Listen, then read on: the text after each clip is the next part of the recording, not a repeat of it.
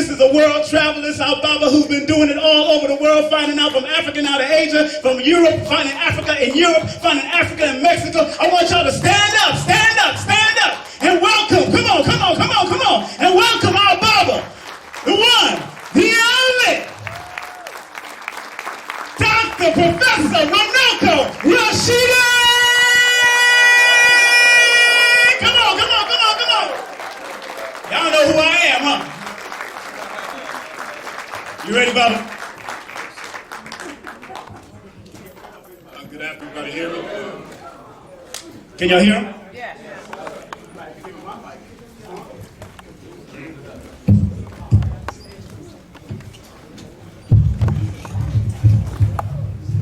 I kind of feel like, at least I would imagine, the Wizard of Oz. You know, the wizard behind the curtain? All I want you to do is look at the pictures. Obviously, we don't have a cable very long, so I'm just going to sit here and show the pictures. That's what's most important. And this presentation is called Before Slavery Days. And I want to focus on the period before colonization, enslavement, and what have you. So I'm just going to show you a bunch of very rare pictures. Most of them are quite original. And I'm not going to take a lot of time. I understand there will be some opportunity for a panel discussion. But in the meantime, let me just show you the pictures with the maxim that seeing is believing and a picture's worth 1,000 words. Let's give a big round of applause, though, to King Simon for everything he's doing, all the energy that he's putting out. I don't get to New York very often. I get to Brooklyn very, very rarely. And to be able to come here and be a part of a program with my Baba James Smalls and Baba Leonard Jeffries is a real honor. And it also gives me an opportunity to continue some of my own researches in the museums. So I was able to go to the Brooklyn Museum before I came here. Tomorrow I'll do the Met, and then I move on to Boston. Why am I talking about museums? Because that is going to constitute the bulk of what I'm going to show you today. I think that there's enough loot in these museums to reconstruct the entire history of African people. And that's why I invest so much time and energy into it. Now, this doesn't have anything to do with museums right here, this first photograph. Can everybody see it? Yeah. Right. Now, this is a kind of I guess this alludes to what Baba James was talking about earlier in terms of spirit and spirituality. I took a group to Ethiopia in May, and then right after that, I took another group to Kenya. And then, since I had done pretty well and felt that I needed a little holiday, I went to Zanzibar on my own. I've been to Tanzania before, but never got to Zanzibar, and I figured I would have a holiday. Nobody knew where I was. I booked my own hotel, etc., etc., etc., and I went to a place called Stone Town, and the ancestors just seemed to say, Runoko Rashidi, whatever you thought you had in mind, forget about it, because we're going to take you on a journey, and I'm still not able to reconcile many of the things that happened. Now, one of the things that's significant about Zanzibar is that it was a kind of a slave island. It was kind of like Goree Island, except on a bigger scale. And Africans were taken from Rwanda, Congo, Burundi, Kenya, Tanzania, Malawi, Zambia, Ethiopia, all over East Africa, and taken to this island where it was almost impossible for them to escape, and then taken to various parts of Asia. The British abolished slavery in East Africa on June 5th, 1873. But the Arabs from Oman found it very profitable, and they kept it going. But because the British had a big stick, they had to hide the captured Africans. And this is one of the places that they hid them in. And I was able to go into a number of these. Deep, deep, deep down inside, as far as I was allowed to go. I was ready to go all the way in there, and I was stopped. You couldn't see all the way inside. And water dripped from the ceiling. It's a coral cave. Bats flying around in complete darkness. I had no plane, and I had never heard of this place before. And I found myself deep in there. And I like to start this presentation with this particular picture, because physical slavery, for the most part, is over. We hear about these terrible reports from Libya. Slavery was just abolished in Mauritania around 1980. But for the most part, what we are fighting is the psychological vestiges of enslavement, the enslavement of the African mind. And those are the chains that we must desperately seek to break. Is everybody with me so far? Yes. And it's also good in a sense to start with this, because this is the hole that we're trying to come out of. Unfortunately, most of us spend all of our lives in darkness without realizing that we're in darkness. So that's how I wanted to begin my presentation. Now, let me show you a series of things before we get to the museum pieces. Yeah, and I think I would like a chair too. I'm getting old, man. Let's hope I don't fall out of it. In fact, let's just leave it. Let's just leave it. Now, some of the great African heroes and sheroes who come from more recent experience. For example, this is Jean-Jacques Dessalines. This is the first emperor of Haiti. We can never really repay the debt that we owe the sisters and brothers in Haiti, who are still suffering as a result of their attempt to throw off enslavement. And Jean-Jacques Dessalines is a person that we don't hear as much about as we do about Toussaint or Boukman or Christophe. But he had a real serious attitude about Europeans. And he's the first emperor of Haiti. This is my brother, my ancestor. This is Martin Robeson Delaney. He gave us the expression, Africa for the Africans. Garvey changed, in fact, he said, Africa for the Africans with black men to rule them. That was the way people talked at that time in the 19th century. Garvey modified it to be Africa for the Africans, those at home and those abroad. Delaney is the first African scholar that I'm aware of, African-American scholar, to wear African clothes when he lectured. He went to what is now Nigeria about 1868 or so, looking for a place to resettle, and bought all these beautiful African clothes. And so he started this tradition, Minister Brown, of wearing African clothes when he gave lectures. And even now, I'll put mine on. This is the great Martin Robeson Delaney.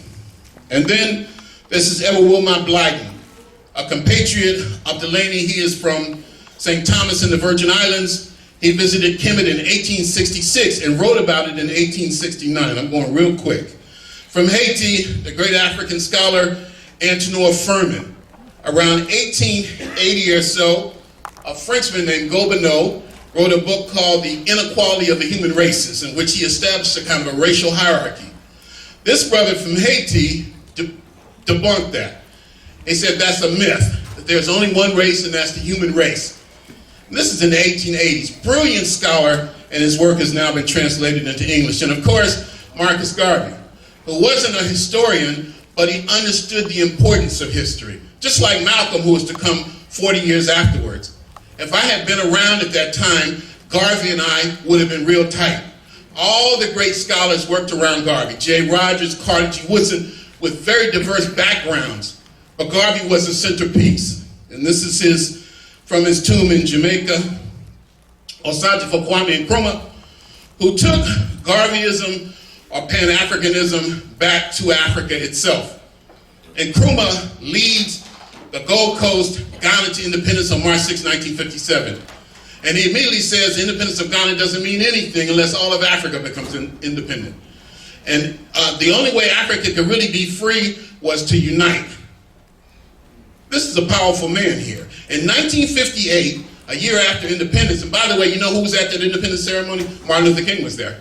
Chancellor Williams was there. I would have been there. Okay? Now, in 1958, he had another conference called the All-African Peoples Conference, and this is the first big Pan-African conference held in Africa itself. Patrice Lumumba left the Congo for the first time. Robert Mugabe was there. Frantz Fanon was there. Amilcar Cabral was there. Sekou Touré from Guinea was there.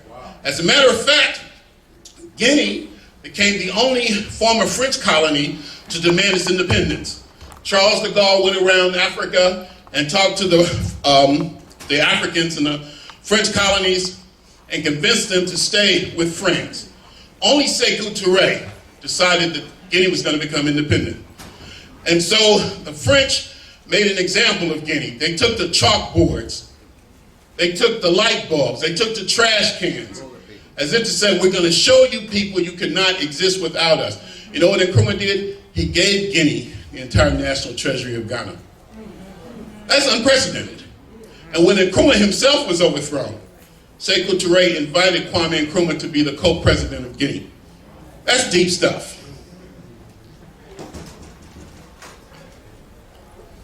Uh-oh.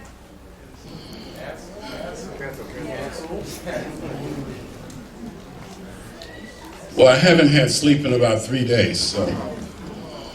Here's Runoko Rashidi. Yeah.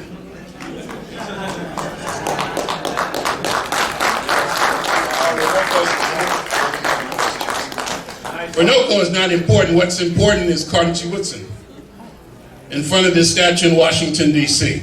And let us not forget the African women historians. This is the great Drusilla Dungy Houston, who in 1926 wrote a book. Now we just need to adjust the mic. I want to fight this, please. All right, now we're in business. Wrote a book called One of the Ethiopians of the Ancient Kushite Empire. She also covered the destruction of Black Wall Street. I think a lot of times the sisters in our struggle don't get the credit and recognition that they deserve. Because a lot of us have developed the same kind of patriarchal attitudes in the African conscious community. We're just imitating Europeans. So you can't really talk about the destruction of white supremacy without talking about the uplift of the African woman. You can't separate the two. Of course, check1's Joke, a great African scholar from Senegal, who made Egyptology a kind of a science.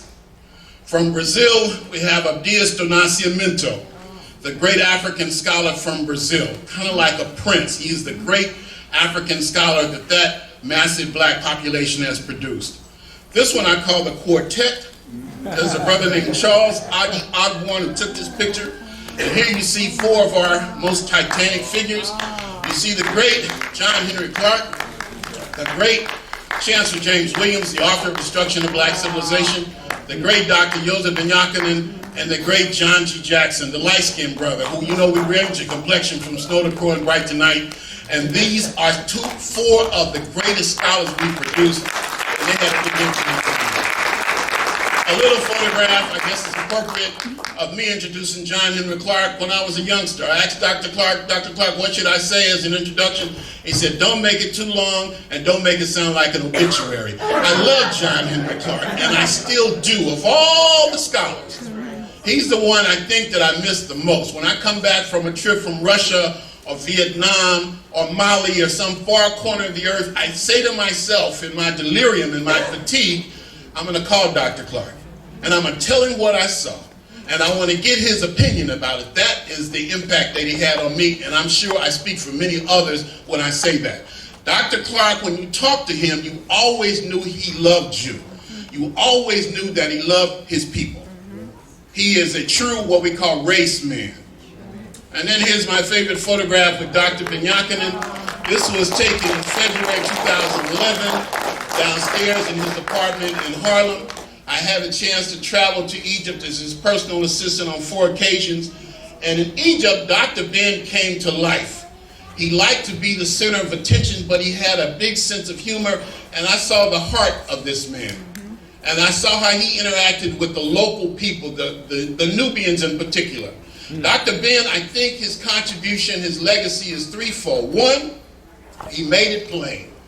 He spoke in a way that anybody could understand and appreciate. You didn't have to have a PhD from Harvard to know what he was talking about. Number two, he talked about the African roots of major world religions.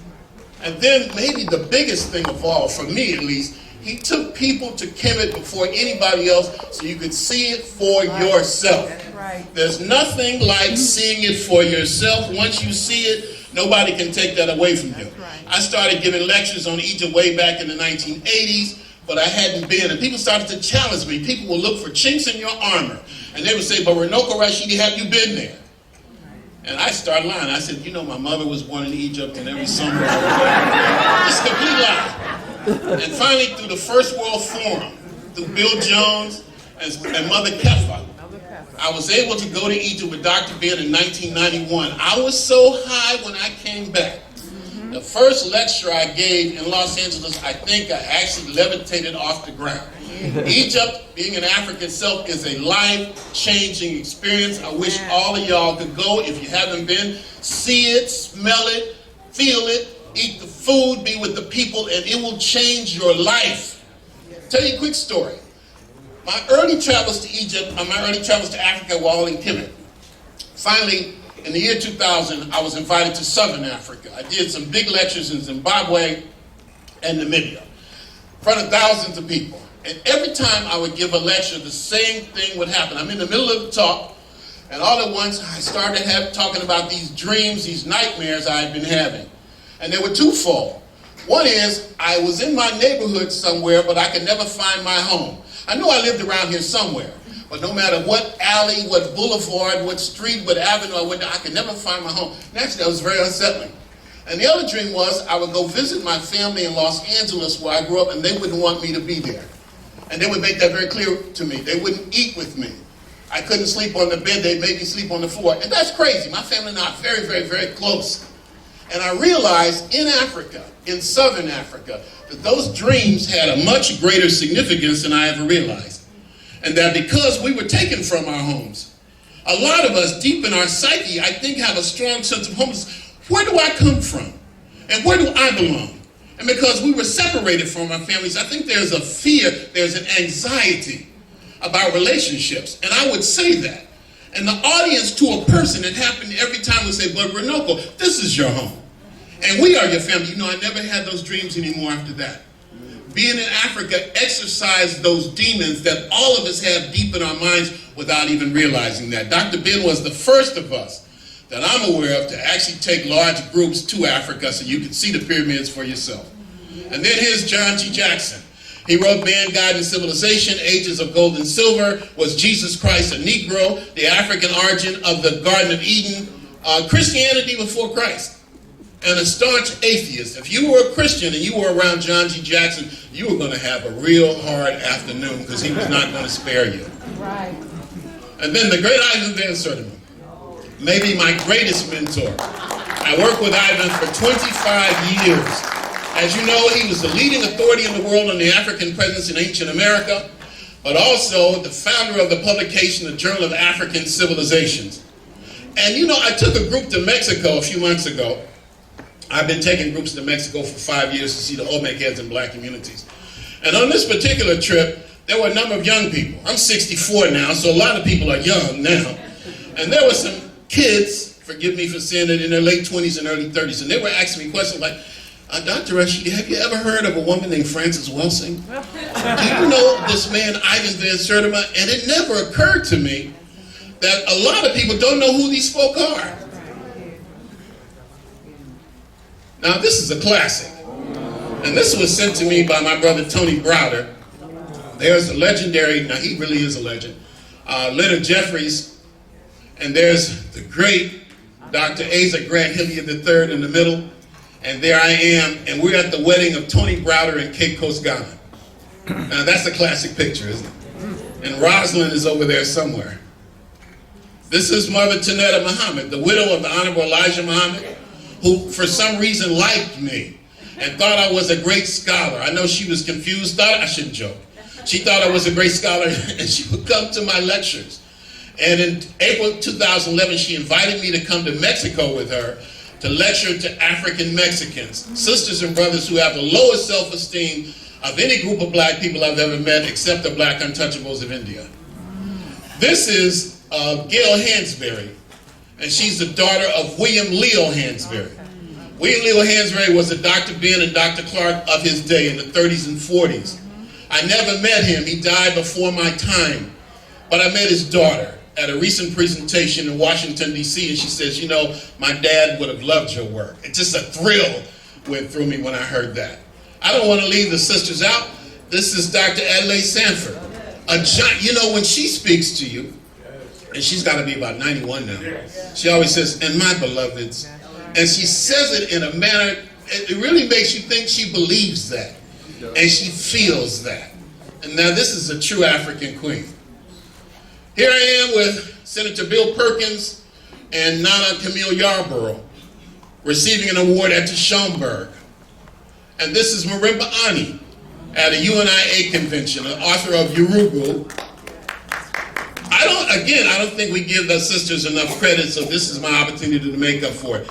This is Dr. Karen Ann Johnson, and she's the world's leading authority on the African-American scholars or educators Anna Julia Cooper and Nanny Helen Burroughs. We're in Mexico in front of an artifact called El Negro. Yeah, that means the black. That's what the people who dug it up called it. This is an Olmec artifact that you never see. White scholars be talking about the Olmec, they just leave this out of the discussion because they're intellectually corrupt. Why is history important? This is where I'm going day after tomorrow. This is Boston, and this is a hotel I stayed in a few years ago. This is a hotel that Malcolm X used to work in. And I didn't realize it at the time. Now I use this picture of Malcolm because it's very, very profound. Now we know Malcolm, our black shining prince, and Malcolm's parents were Garveyites, even though Malcolm at some point in time went astray and became tantamount to a common criminal. And he was incarcerated, unfortunately. He came under the influence of the Honorable Elijah Muhammad. He read J. Rogers, he read Carter G. Woodson, and he was transformed. What better example could I give to show the importance of knowledge of self? What better example could I give? Because people will say, Runoko, why is this important? Why should I care about what happened yesterday? I don't have a job. My woman done left me. I got a warrant out. And here you talking about African history. Well, I would say if you don't know where you're going, any road will take you there. How do you plan for today and tomorrow if you don't know what happened yesterday? What you do for yourself depends on what you think of yourself. And what you think of yourself depends on what you know of yourself. And what you know of yourself depends on what you have been told. So if you're told you don't have the history, that you come from nothing, you'll embrace the N word. You won't run from the B word. It'll roll easily off your tongue. But if you know you come from greatness, you will aim for the stars. No goal is too much for you to achieve. And this is what we must instill in our youth. The sense that you come from greatness, you come from royalty. Act like it. Achieve it. Build on that. That's why history is important. Of course, one of my favorite images of Malcolm X giving the great J.A. Rogers, who lived in New York for such a long time, a big award. This is from Muhammad Speaks newspaper around 1960. This is interesting. This was my third trip to Cuba. I've been taking groups there the last couple of years. On the one side of this is a plaque of Martin Luther King. I didn't know it. All we had to do was walk on the other side and there's a plaque of Malcolm X. Wow. Another example of the importance of history. This is a brother I went to high school with, Stanley Tookie Williams. One of the most fearsome brothers that ever lived. The co-founder of the social organization, aka gang called the Crips. We went to high school together. Now and then he'd walk up on the bus stop and see me and say, give me a quarter. And sometimes I'd give it to him and sometimes I'd give him the middle finger and got away with it, right? This is before I knew who the Crips were. If I knew who the Crips were at that time, I said, here's 50 cents, you take it, please. They didn't have the reputation that they developed. 20 years passed by. And Tookie went on to do his thing, and I went on to do my thing. By this time, through working with Dr. Van Sertima, my work had been circulated in the prisons. And I'm getting all kind of letters, I still do, from brothers in the penitentiary all the time. Can you send me a book? Well, one time it went beyond that. And a woman came up to me, or contacted me, and says, my friend is on death row. And he and two other brothers, former members of the Crips, are also on death row. And they've written a book about African history and African children and African poetry. And they heard about you. And they want to know if you could help get it published. What a relationship we developed.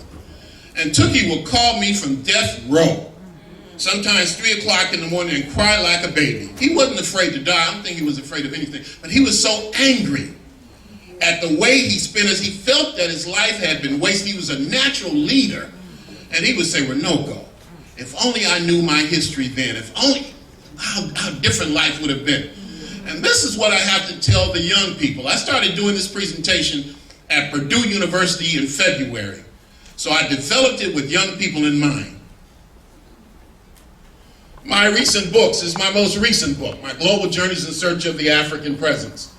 My first book for children, Asada Garvey, that's my daughter. I took her and her mother to Egypt with me 2 years ago. I wanted to be able to say that my daughter saw the pyramids for the first time with her daddy. I think I'm a very good historian. I work at it very hard. But what I'm most proud about is being a good father.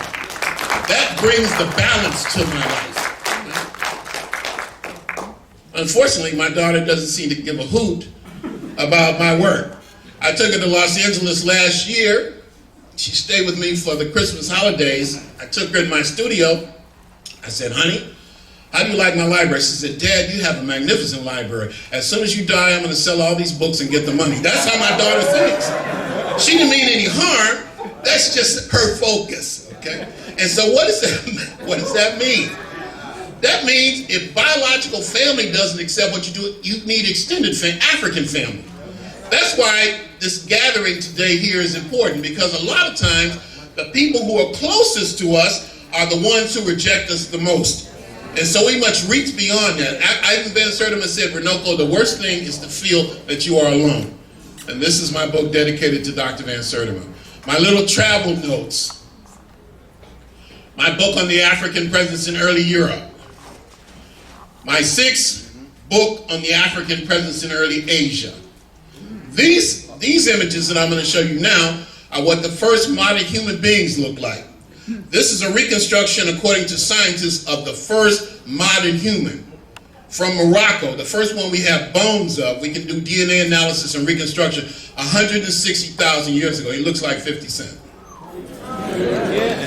This is what BBC says the first people of Eastern Europe look like.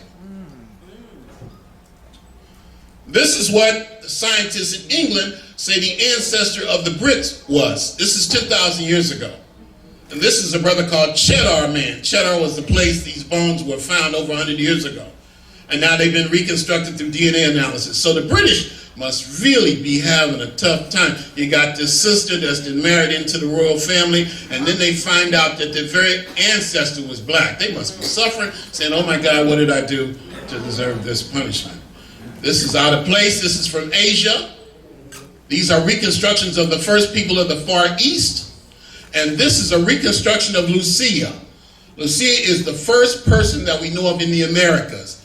This is a reconstruction of a skull found in Brazil that's at least 11,500 years old.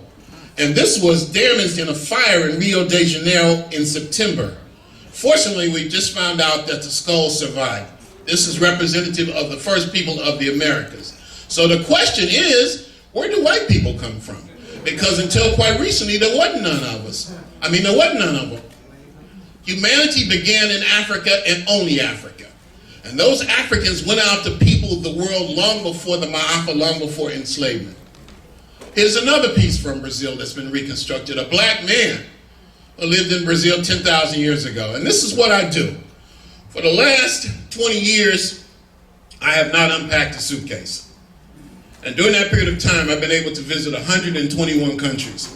In some cases, over and over and over again. I just got back from Egypt Monday. It was my 24th visit. And this is one of my favorite photographs. This is with the Batwa, the so-called pygmies, on the border of western Uganda and eastern Congo. So for years, I traveled around the world visiting these diverse black communities. But right now, my big thing is the museums, and that's what I'm going to get into now. Here's another photograph illustrating that in the British Museum. And finally, the archaeological sites. This was where I was on my 60th birthday, visiting the ruins of Pompeii. Now, the museums. This is the Ashango bone. And all these photographs are originals. Very rare. These are pictures, for the most part, I took myself. And I'll dedicate this presentation to King Simon. Okay? Give him another round of applause for all the sacrifices that he makes. Now, this is the Ashango bone. It's 25,000 years old. It's in the Natural History Museum in Brussels, Belgium. Africans were engaged in mathematics 25,000 years ago. And this is not the oldest counting stick from Africa in the world. And then, of course, we have to stroll through the Nile Valley. This is the Taseti incense burner. On the side is a man seated on a throne, 6 generations before the first dynasty of Kemet. Just a cheesy little map of Egypt. And then we're going to go through the dynasties. A dynasty is a family of rulers, one member of the family coming after the other for an extended period of time.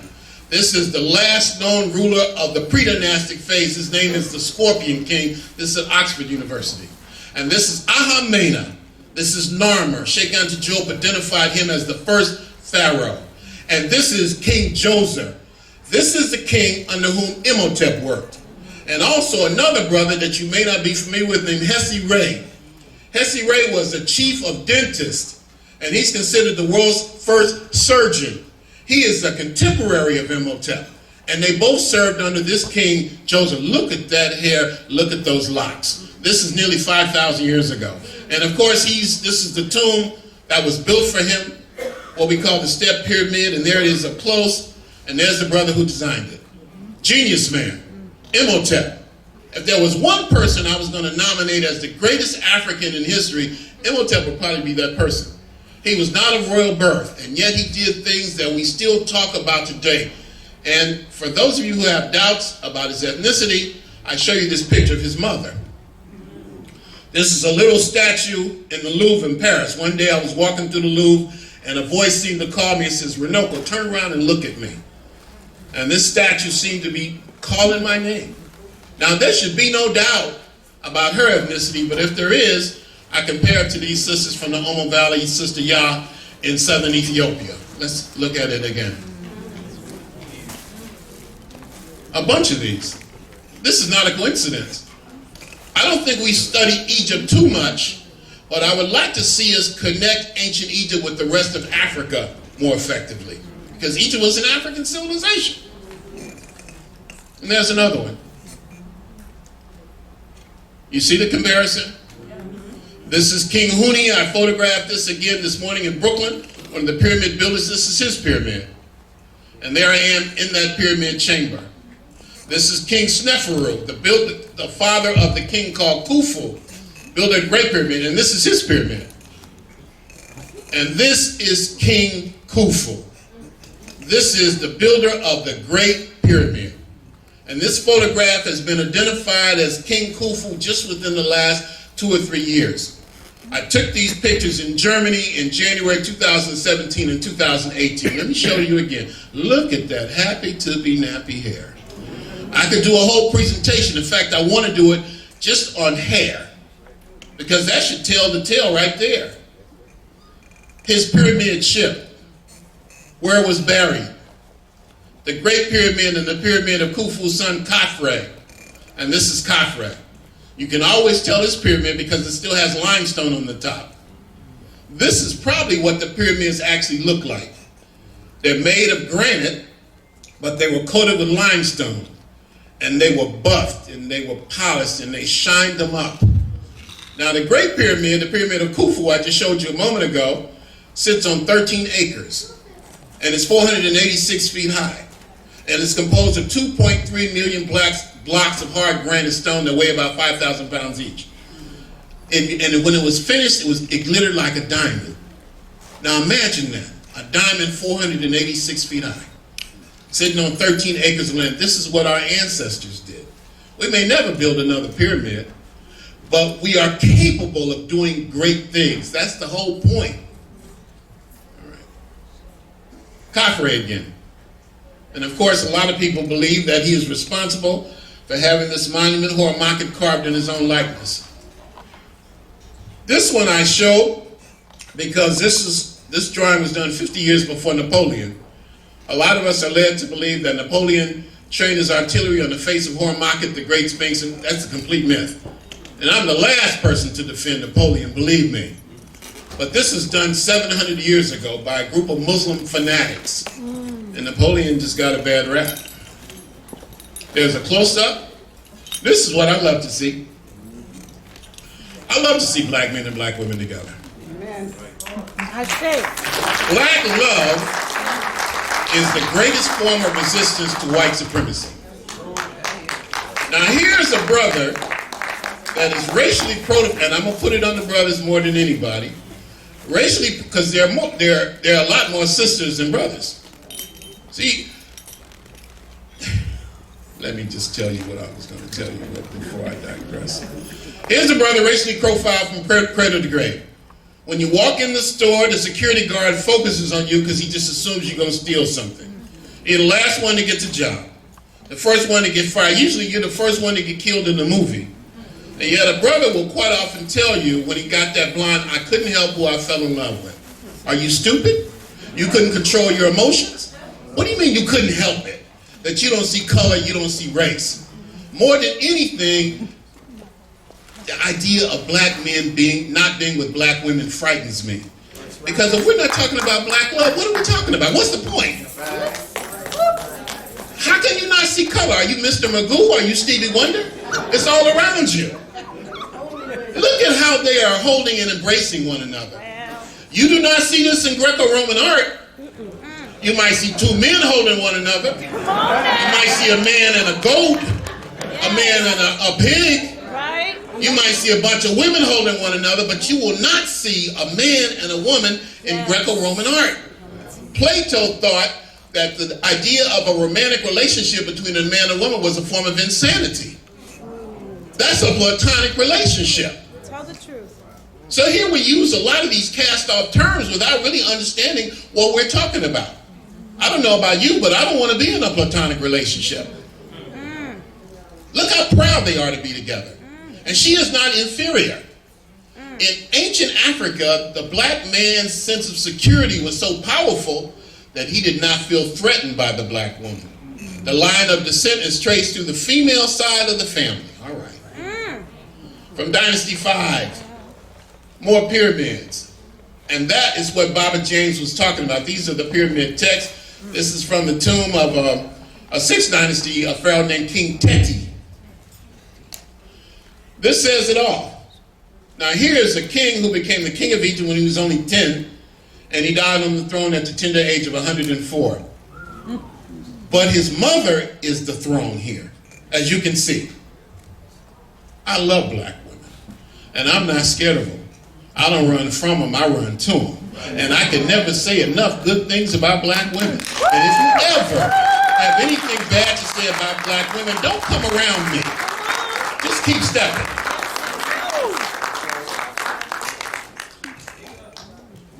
We're just going through the dynasties. Now this is Tapvideo chapter 2. This is the first time that I'm aware of that we see the color black used in ritualistic fashion. We know that these were black people, they were Africans. But black also had a symbolic importance.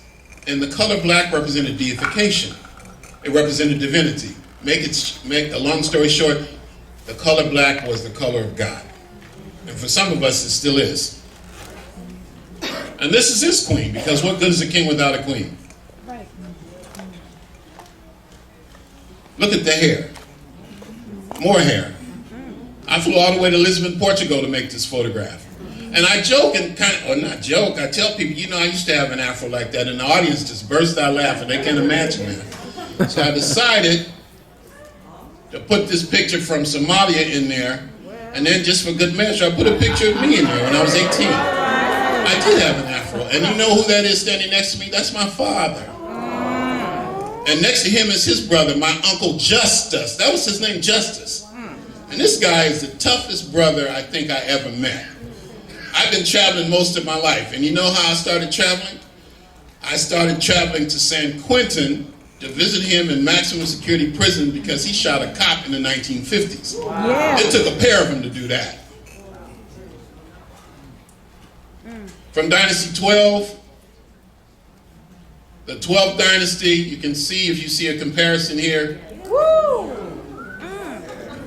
All from the 12th dynasty, look at these locks. This is my favorite king, Amenhotep III. Those big Barack Obama ears. The idea was the bigger the ear, the more you could hear. The more you heard, the more you would know. The more you knew, the more power you would possess. This is in Vienna, Austria. Can't get any more African than that. In Copenhagen, Denmark, in the form of a sphinx. Look at the hair. The first known example of martial arts. This is in the Bani Hassan tombs 4,000 years ago. I'm going to take a group there next year. From the 18th dynasty, Tutmosis I. And this is, I've been saying this is Hatshepsut right here. Hatshepsut is the most powerful of the female kings, the female pharaohs, and this is her temple. And on that temple is his full-figured sister, who is the queen of the land of Punt, the land of God, according to the people of Kemet. Her nephew, Tutmosis III, a great militarist, and his obelisks are taken. One of them is down in Istanbul, Turkey. And here's God Amen painted black. That's where we get the expression, Amen. And this is Amenhotep III. This is the husband of Queen Tai, the father of Akhenaten, Tutankhamun's grandfather, Nefertiti's father-in-law. I found this one in the Netherlands in a town called Leiden. He reigned for 38 years. He is maybe the greatest king in the history of Kemet. Look at that African face. Look at it hard, because you ain't going to see it on the Discovery Channel or the Learning Channel, and you damn sure ain't going to see it on BET. It ain't going to be on Empire or Scandal or Greenleaf or whatever it's called. Here he is again and again and again. But what good is a king without a queen? This is Queen Tai. And there she is as a young sister. And again and again. And looking serious. And that's the one. That's the one we've all seen. This is what a regal African queen looked like in ancient Egypt. And there they are together. And two of their daughters. And just to compare with these two girls in Ghana, I used to teach school in Ghana. And one of the things about some African countries, when the girls go to school, they make them keep their hair cut short until they're about 14 or 15. So the hair is not an issue. You don't see them with a weave down to their waist. And you don't see brothers with their pants sagging.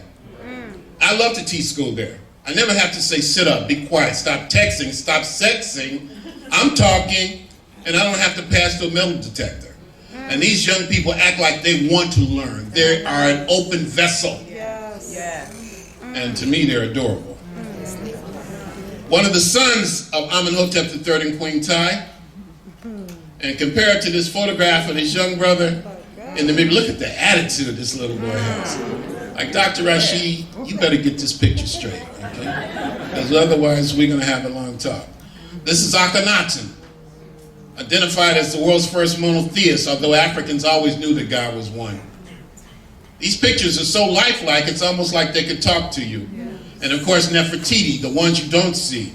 Look at those beautiful lips. Only a black woman can have lips like that. I'm standing in front of the ruined palace of Nefertiti at Tel Amarna. I'm going to take a group there next year. Nefertiti pouring Akhenaten a goblet of wine and holding hands. Romantic love. These Africans actually fell in love with each other. They were romantic. And they wrote love poems, and they liked to make love, and they liked to party, and they liked to drink wine and drink beer, and they ate well, and they liked to wear their good clothes, and they liked to smell good. I can relate. It's so easy to identify with them. If we were to go in a time warp and be transported back to Kemet 2,000 years ago, we would fit right in.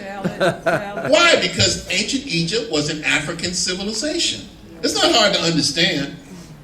And look at these Amarna heads. These aren't aliens. They didn't come from another universe. And you can compare, no, it's not the best picture, with the heads of these Africans from Central Africa.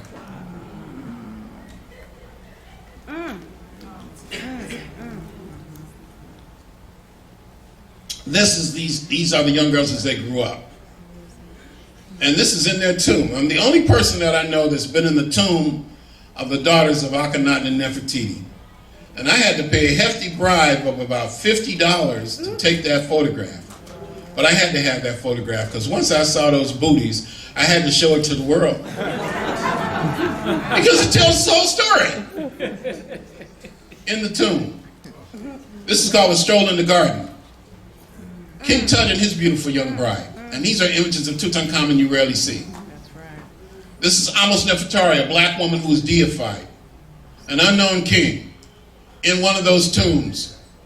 A banquet scene. This is what we use on the cover of my calendar. And hair extensions. Yes, hair extensions. All I can guarantee is that they didn't get them from the Koreans on the corner. That's all I can tell you. Or the Vietnamese. Michael, yeah. Michael Jackson. Are you drinking too much? Because it does look like Michael Jackson. It's in the alkaline water. Okay. Now, this is in the Field Museum in Chicago. Crazy. And Michael Jackson was born in Gary, Indiana. I've been to his house. 45 minutes away from that museum. Michael was brilliant. A little confused on some levels, but brilliant. And he had consciousness. And I can't help but wonder if he saw that and had his cosmetic surgery based on that. All right, there's King Simon trying to be cool, but I think that's a signal I better hurry up. No. People tell you take your time right before they put you out. That's what they always take your time, right? Ain't no rush. Dr. Jeffries will never be on time. But he'll be here, and he'll be worth the wait. This is Seti the First and his son Ramses the Great, and two priests. Ramses as a youth. This is a temple that Seti the First and Ramses the Great. We're in the 19th dynasty now. Remember, dynasties are family of rulers, or remember the family coming after the other for an extended period of time. It was believed that the head of Osiris, Asar, is buried in there somewhere. And these blocks are massive. And then, of course, this same temple, or the temple in front of that, what I just showed you, has these objects, which looks like a whirlybird and a helicopter and a submarine. Or a whirlybird, which is a helicopter, a submarine, and some kind of flying object. This is 3,200 years old, and I've never gotten a good explanation for this. And this is also where you have the Immaculate Conception, where Asar, who is a resurrected savior, but who has been castrated, his wife Aset, who invented the concept of domesticity and invented the wedding ring, who was also a magician, could change form and turn into a bird and fluttered over the body and became pregnant.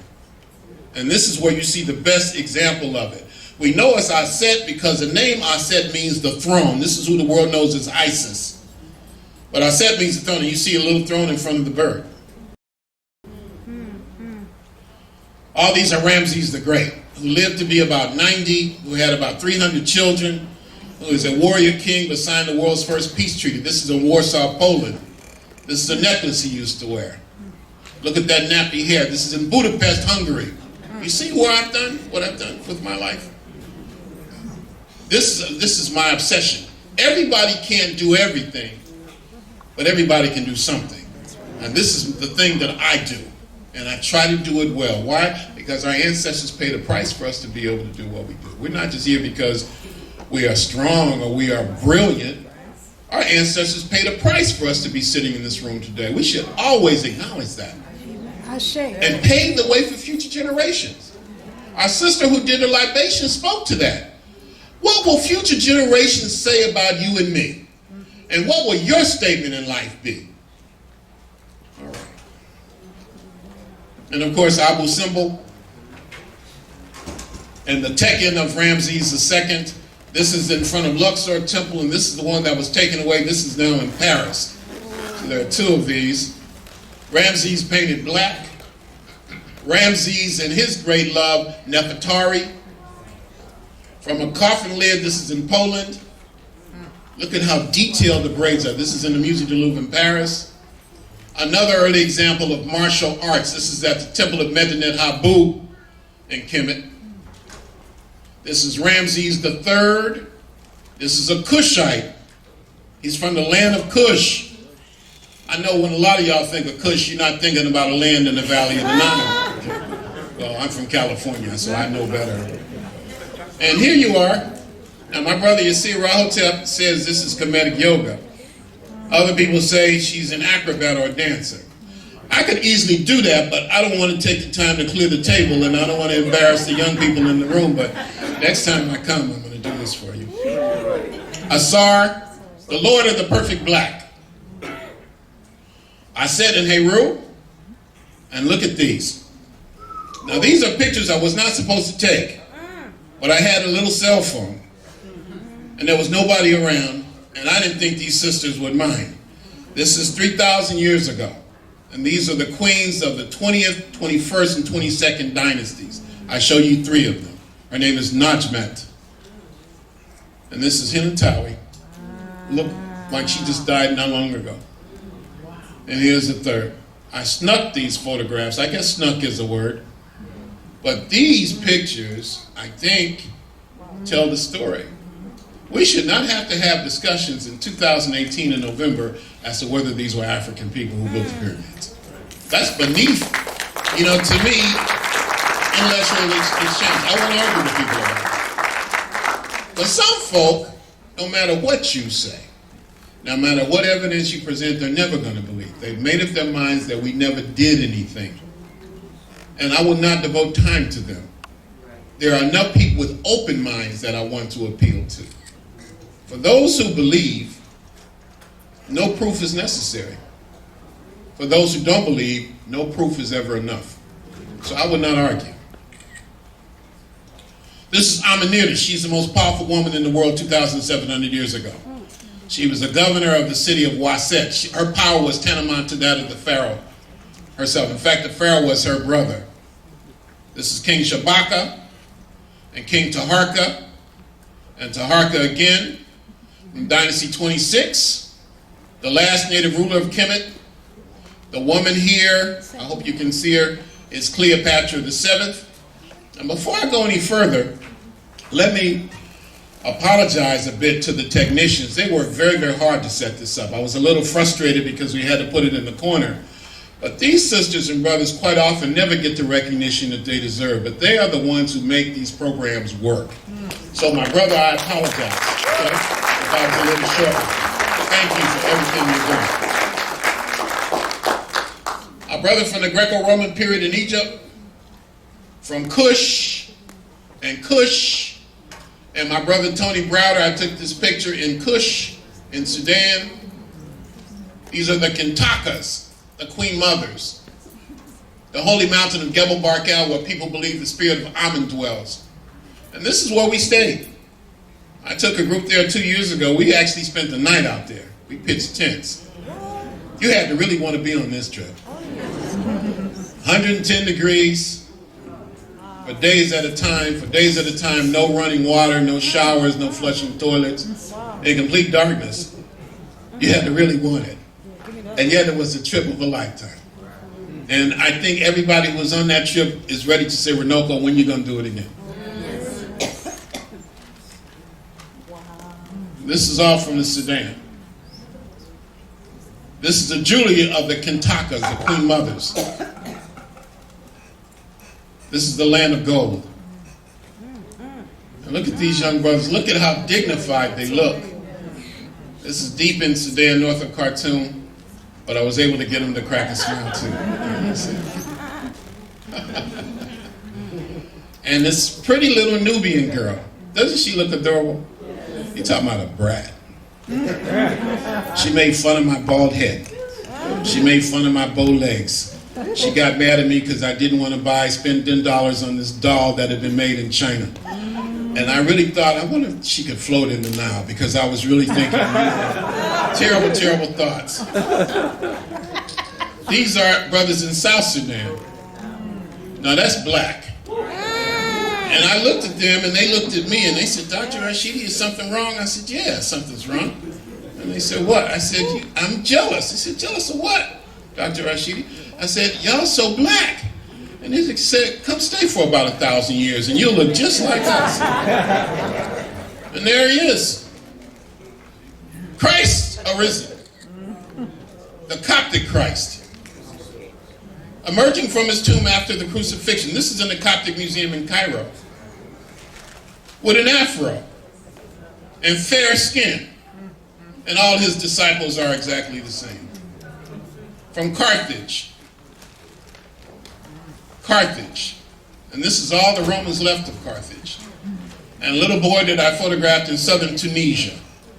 And somebody said I look like this brother from Tunisia. You'll be the judge. And Aksum in Ethiopia. And the great church of St. George at Lalibela. And you can see it from the side. The local people say this was built by angels. And funny looking little angels to me. Look at the wings and those big eyes. This is in Gondar, Ethiopia. Sister Yah took some wonderful photographs from Gondar. She was a pleasure to travel with. She's one of our great educators and one of our great activists. And just a joy to be around. With a very mischievous sense of humor, I might add, too. No, I wouldn't let that go. This is from Great Zimbabwe. My point is just to show that civilization in Africa was continent-wide. The ruins of Great Zimbabwe. And Mansa Musa in Mali. And his predecessor, Boubacar II, sailed across the Atlantic Ocean.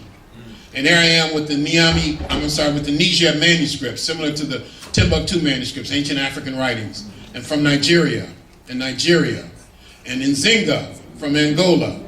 And this is the mast of a ship that I found in the French Museum. Let me finish up by taking you very quickly to a view of Africans around the world before slavery days. This is Antar the Lion, the father of chivalry, a dashing knight and poet in the Arabian world, and the first known illustration I have of the people called Jews. And here I am with a black Palestinian, and from ancient Iran, and a sister from Yemen, and India. Of course, I've spent a lot of time with black folk in India, so I'll go through these very quickly. There are more black people in India than any one country in the world, and it seems like I've met most of them. This was the blackest person I'd ever seen in my life. I stared at this brother for a solid 15 minutes, and he was staring at me too. Now, I don't know what he was thinking about, but I'm saying, damn, that brother's black. And these are all black folk from India. James Brown. She looks like she could be from Somalia or Ethiopia. The Untouchables. You can see the body language, how beaten down they are. Nepal, with a great black leader from India, with a brother from Bangladesh. Ancient China, Africans from several historic dynasties in China. Bodhidharma, the man who brought martial arts to the Far East. From ancient Japan, a patron of the samurai. Southeast Asia, Cambodia. Look at the faces of ancient Cambodia. A whole mountain with these faces. From Vietnam. All from Vietnam. This is just a photograph I took of the South China Sea, sunset on the South China Sea. These are all from Thailand. Look at these images of the Buddha. And just to compare, from the Philippines. What? And these sisters kind of resemble each other. From ancient Europe, the Venus of Willendorf. Compare. These are all from ancient Greece. I know I'm rushing, because I've overspent my time. This is from the Etruscan civilization. You can compare this with this. Oh, I got 15 minutes. All right. Should have never told me that. Look at this nappy hair. From ancient Italy. From the Etruscan civilization. An African-born emperor of Rome with bad taste in women. The Archbishop of Septimius Severus. The reconstruction of another skull of a sister who lived in York, England 1600 years ago. She's called the Ivory Bangle Lady because in her tomb, ivory bangles were found. She was a wealthy black woman of North African origins who lived in York, England. Your knight in shining armor. This is Saint Maurice. And there he is again. And again, Saint Maurice in heaven. This is from Germany 500 years ago. And this one I found in Latvia. About as far north as you can get, 500 years. Look at the brother, the saint, surrounded by two blackamoors. And this is the patron of Coburg, Germany. I hooked up with a brother who had been in the military in Germany. And he said, Dr. Rashidi, you must go to the town of Coburg in Bavaria. And in this town, you have all of these images of Moors. And this is the patron saint in Germany, in a place where you hardly find black people. A black saint and a white saint. An African king, looks like Bernie Mac in European Christian mythology. Look! This is before the transatlantic slave trade. That changed everything. And then the Black Madonnas. This is my favorite one from Switzerland. Look at how muscular little Jesus is, like he's been going to the gym. In Prague in the Czech Republic. In Halle, Belgium. This is interesting because the Black Madonna is actually breastfeeding the child. Now, because they are black, they are all thought to be able to perform miracles. The miracle attributed to this one is that she stopped an invading army. Supposedly, she caught 33 cannonballs in the lap of her skirt. I didn't believe it. You probably don't believe it, but just for the hell of it, I took pictures of the cannonballs anyway. Oh. Here I am, I think, looking cool in the center of Australia with the most spiritual people I've ever encountered, the indigenous Australians. Wow. This is a bust of Truganini and her husband. Truganini is the last full-blood Tasmanian. And when I went to Tasmania, I found this place. It's a place called Oyster Cove, which is where the last full-blood Tasmanians were kept. And it says, as you can see, our future generations will save our nation, black history. Their colors are red, gold, and black. Black for the people, gold for the sun, and red for the land because they say the land is covered with their blood. In Fiji, with a chief who I told looked like John Henry Clark. Now I'm sure he'd never heard of John Henry Clark, but he seemed to be really flattered. And these sisters and brothers say they come from Africa. And he said, where do you come from? Now I could have said Babylon, I could have said the U.S., but I was feeling it. I said, I come from Africa too. And he said, well, have you been there?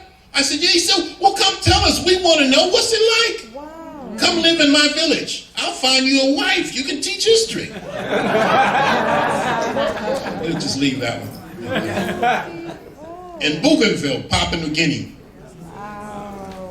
These are the people of Melanesia. 50 Cent.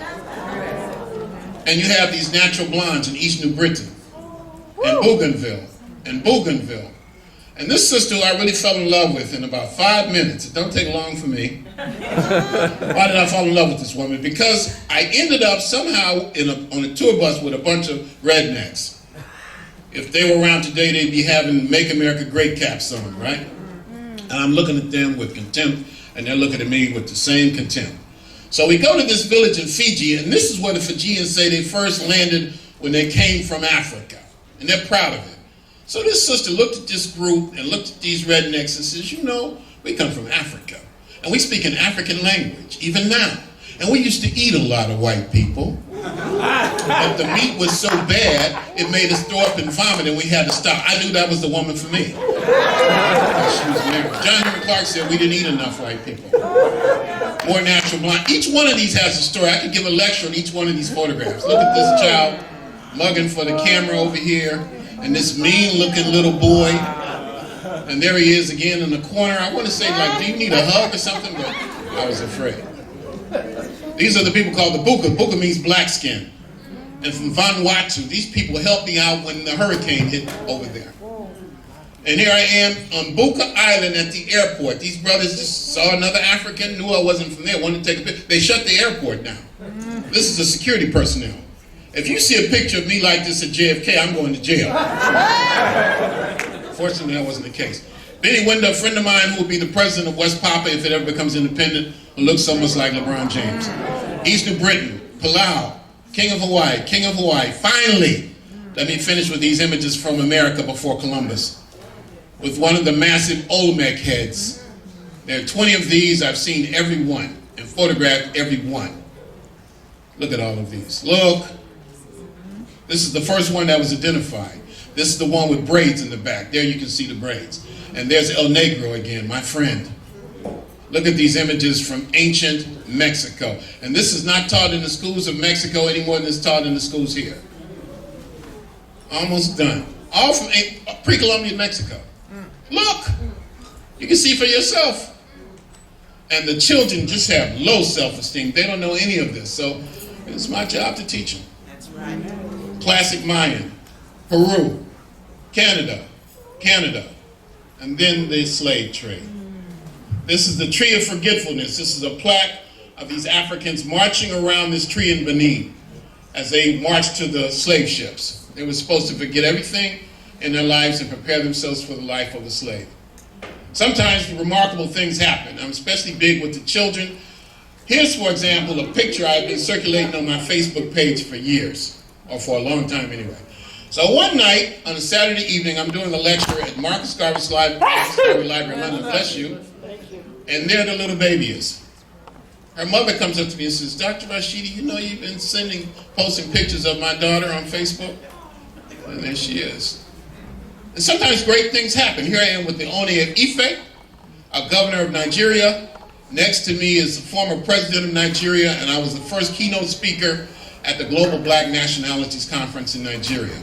And this is one of my favorite photographs, and next to two of Africa's greatest scholars, Theophile Obenga and Ibn Cham, and I'm sitting in the chair of the president of Senegal, who just went to the airport to meet Gaddafi and says, Runoko, you come sit in my chair, you be the president for a day. I said, sure, I'm happy to do it.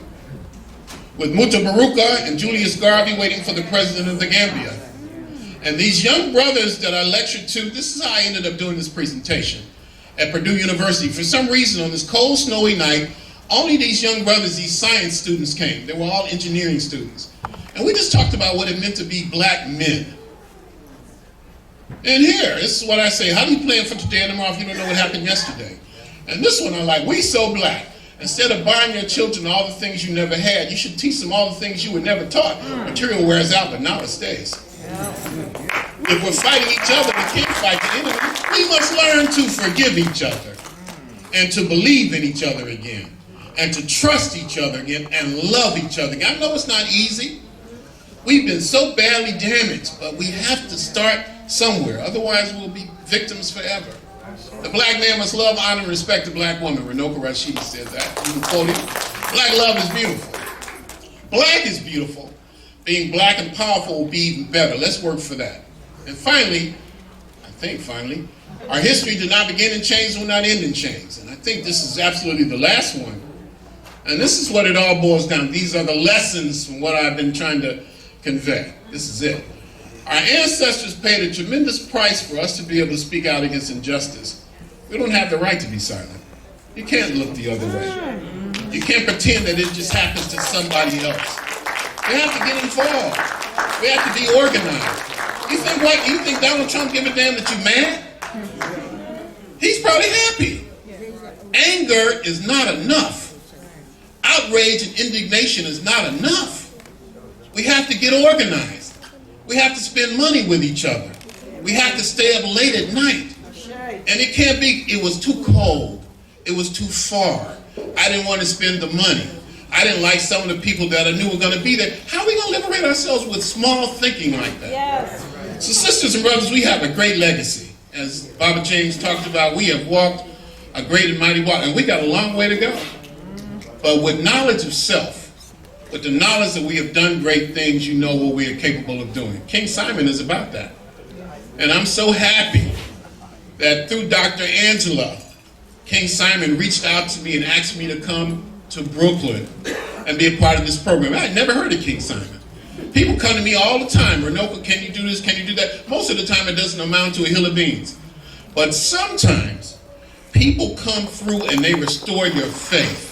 They make you believe. You all have made me believe. The way you lined up to get those calendars, with your patience trying to get this program organized, with the technician and Brother Samuel who helped put me in the corner so I could show the pictures. And King Simon, we're grateful to you. Thank you, brother. And we need each other. God bless you all. Thank you very much. You know I'm comfortable because I took my shoes off. And we know what it is. Stand up for the Baba. Come on, he's gonna come out to the front. Turn on the lights for me. Turn on the lights, real quick. Yeah, until well, you know, you can sit there and take because we just gonna do one live performance and then we just gonna get. But give him a round of applause. Come on, come on, come on, come on, come on.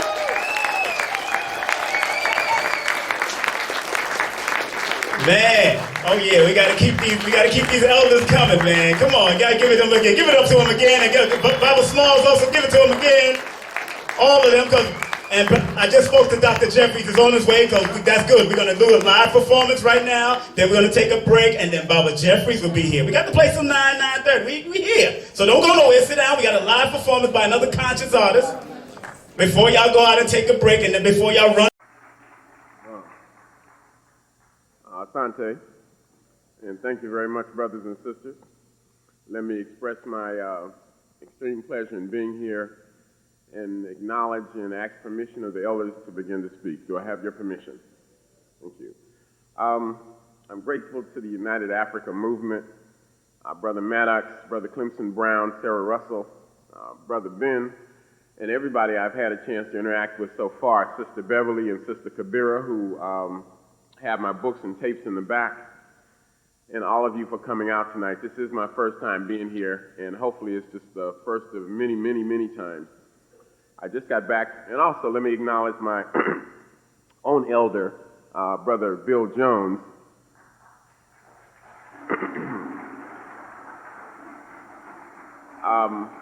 Brother Bill and Sister Kefa Nephthys, his wife, his queen, have been like a mother and father to me for the last 5 years or so. We are very, very, very close, and it gives me a lot of pleasure just to be in his presence. one of the things that, two things in particular, can everybody hear me pretty well? Right? I just got back from Egypt a couple of days ago. Yeah. And my fourth time there in the last 5 years. I hope to go back every year. And so I'm a little bit more subdued than usual. But two things I like, and plus, Brother Maddox is a hard act to follow. Yeah, very, very impressive brother. I had mentioned to Brother Ben coming over here that I needed about 20 minutes to prepare for my presentation. And he said, "Oh, don't worry, you'll have plenty of time to do that." In fact, we told Brother Maddox in the room, he says, by the time he finishes, you'll be lucky if you have 20 minutes left to do the presentation. But I have more than enough time. I'm pleased to be here. And just for me, would you acknowledge Brother Alton Maddox personally for all the work that he's been doing?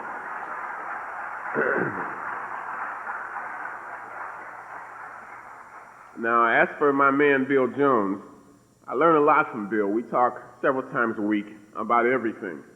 And it's good to have an elder like that, because all too often we lack that. But the two things that Bill has taught me more than anything else, one is that our liberation, the liberation of African people, will come from African people. And it will come from the African community. It will not come from a suburb. It will not come from a college campus. It will be made up by the people who will liberate themselves. That's number one. Very important lesson. And number two, there have been times in my life, and probably others too, where we let our success go to our head. And success is a relative thing. Being in the limelight, having all that attention, and getting all that acknowledgement, such as I just received. Well, we were discussing that one day, and I was pointing out, Bill, this makes me feel very important, makes me feel very special. And Bill says, man, it shouldn't make you feel important, and it shouldn't make you feel special. What it should make you is responsible. Okay? That's some very profound stuff, and absolutely on the mark. So, Brother Bill, I'm glad to be here. Now, tonight, I want to introduce a couple subjects, but the main body of what I'm going to talk about is black folks not just in Asia, but specifically in India. The reason that is important is because India has the largest concentration of black people in any one country on earth. And as far as from an African-centered perspective is concerned, it is relatively unexplored. There's a Latin poet who is probably black, because so many people in the Roman world were African, and his name is Ovid. And he wrote a book called Metamorphosis, and there's one thing in particular in that book I've really been vibing on lately, and that is an expression that he used, and that is, he delighted to wander in unknown lands. He delighted to wander in unknown lands. And that statement has really been moving me lately, because there are black people in parts of the world of which we have hardly no idea. Two of the areas that I've been most interested in is Australia, where you have black folks who have been there now, would appear, 120,000 years. That's a long, long time. And off the southeast coast of Australia is an island that everybody has heard about, but we really don't know a whole lot about it. And that island is called Tasmania. And you know about Tasmania? What you know about Tasmania? You know about all the black people that were wiped out there? I was on the way over here, and Brother Ben, I said, I saw some Hasidic Jews, and I said, there are a lot of Jews around here. And he says, this is Jew York, Runoko. And because of that, we all know about this term Holocaust. It's as though they have a monopoly on the term. But there have been Holocausts all over the world. And most of them have affected black people, African people. Now, Tasmania had such a Holocaust, and this is the last Tasmanian right here. Can you see this sister right here? That's a cold photograph, ain't it? Her name is Truganini. And in 1803, Tasmania, following Southeast Australia, was established as a British prison colony. And by 1876, every one of these black people had been murdered. Every one. They were shot to death for use as dog food. Infants were roasted alive in fires. Crackers in Australia used to play a game. And this is what they used to do. They used to take a black family and they would cut off the man's head, the father. They would decapitate him. And then they would take the widow and they would repeatedly rape her. And sometimes they would cut off the man's head and attach it on a string and tie it around her neck. And then of the surviving children, they would bury them in the sand up to their necks and take turns kicking off the heads of the babies. These are not pleasant things. Not all of our history is pretty, but these are things that we must know. History is very important. It tells you who you are, tells you what you are, tells you who your enemies are, what you can do, and what you must do. So this article, which I'm very proud of, because as far as I know, it's the first article of its type written from an African perspective. There are a few of these available on the table, along with a series of videotapes on Australia, on India. There's one on African women in antiquity. Can't say enough about black women. You know that. Past and present. There's a general one called African Contributions to the World. And there's another one which you really ought to like called Are White People Inherently Evil? And I'll let you fill in the blanks on that, right? Maybe by the end of the presentation we'll take a poll, we'll take a survey, but I get the impression that it's already been decided. And last but not least, I do have some copies of my new book on the African presence in Asia, and most of the information I'm going to be talking about will come from this book. Now, it used to kind of embarrass me to do those things, to talk about that, but it don't embarrass me at all anymore. Because this is what I do. I live and breathe this, and the income from these things go right back into the research. What I'm going to do tonight is largely show you a slide presentation. Those slides cost money. We have to be able to pay for these things. We need all the things it takes to build a nation, and nobody's going to do that for us. I don't work for white folks. I don't live around white folks. My wife is black. You know, I don't have any white friends. Okay?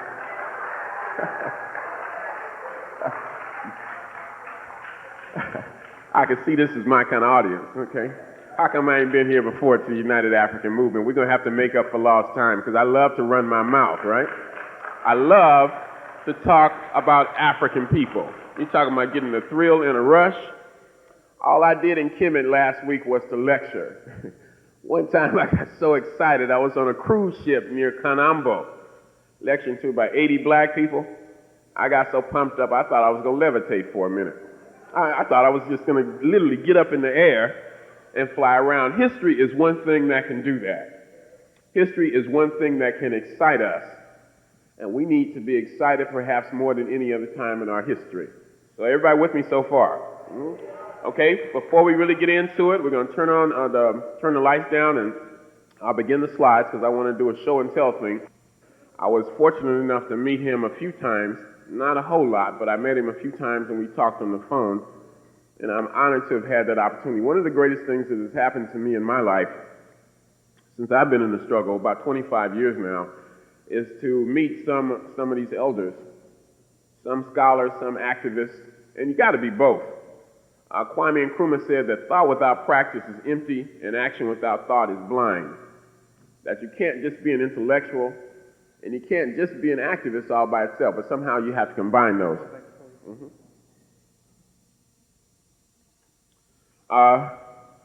Dr. Scobie just joined the Ancestors, about 3 weeks ago? And he did some serious work. And I hope that the rest of us, when we do go, because we're all getting out of here at some point in time. In fact, I was in the Valley of the Kings, probably my favorite part of Egypt. And in all the tombs and on the papyri, you have all these judgment scenes. And you see the god Ampu or Anubis taking the deceased by the hand and leading before Asar or Osiris, the great judge, with the 42 other judges behind him. And you know the scene where you have the scale, and you have the heart on one side of the scale, and an ostrich feather. It's interesting that you should have an ostrich feather because the ostrich is an animal indigenous to Africa. And people be talking about, was Egypt African? Okay, what a foolish question. And you have the ostrich feather on the other side. And the bottom line is you will be judged by your deeds. Now that man can be judged by his deeds. And one of the greatest pleasures I've had is having an opportunity to interact with people like Dr. Ben, Dr. Clark, Bill Jones, Chancellor Williams, John Jackson, Charles Kofer, and a host of others, okay, that give us inspiration. It is said to speak the names of one's ancestors is to make them live again. So we speak Dr. Scobie's name and acknowledge his work tonight. I wanted to begin with that. Also, I just wanted to mention a couple other things as I get into the main. Can everybody see so far? Right. I heard somebody saying something about the podium, but again, I'm so pumped up, I didn't know what you were talking about. Finally, brother said, move the doggone podium out the way.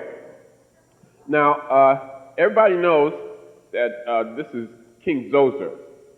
And this is a piece that's in the Cairo Museum. It's one of the nicest pieces. Now, I did the tour in the Cairo Museum myself. Usually you have to have a tour guide. And they wanted to go right to, the tour guide wanted to go right to King Tut. And I said, no, man, we got to start at the beginning. And this is one of my very favorite pieces right here. This is King Zoser of Dynasty 3. And of course, Imhotep worked under him. Imhotep, the great multi-genius. And that's the man who designed the Step Pyramid.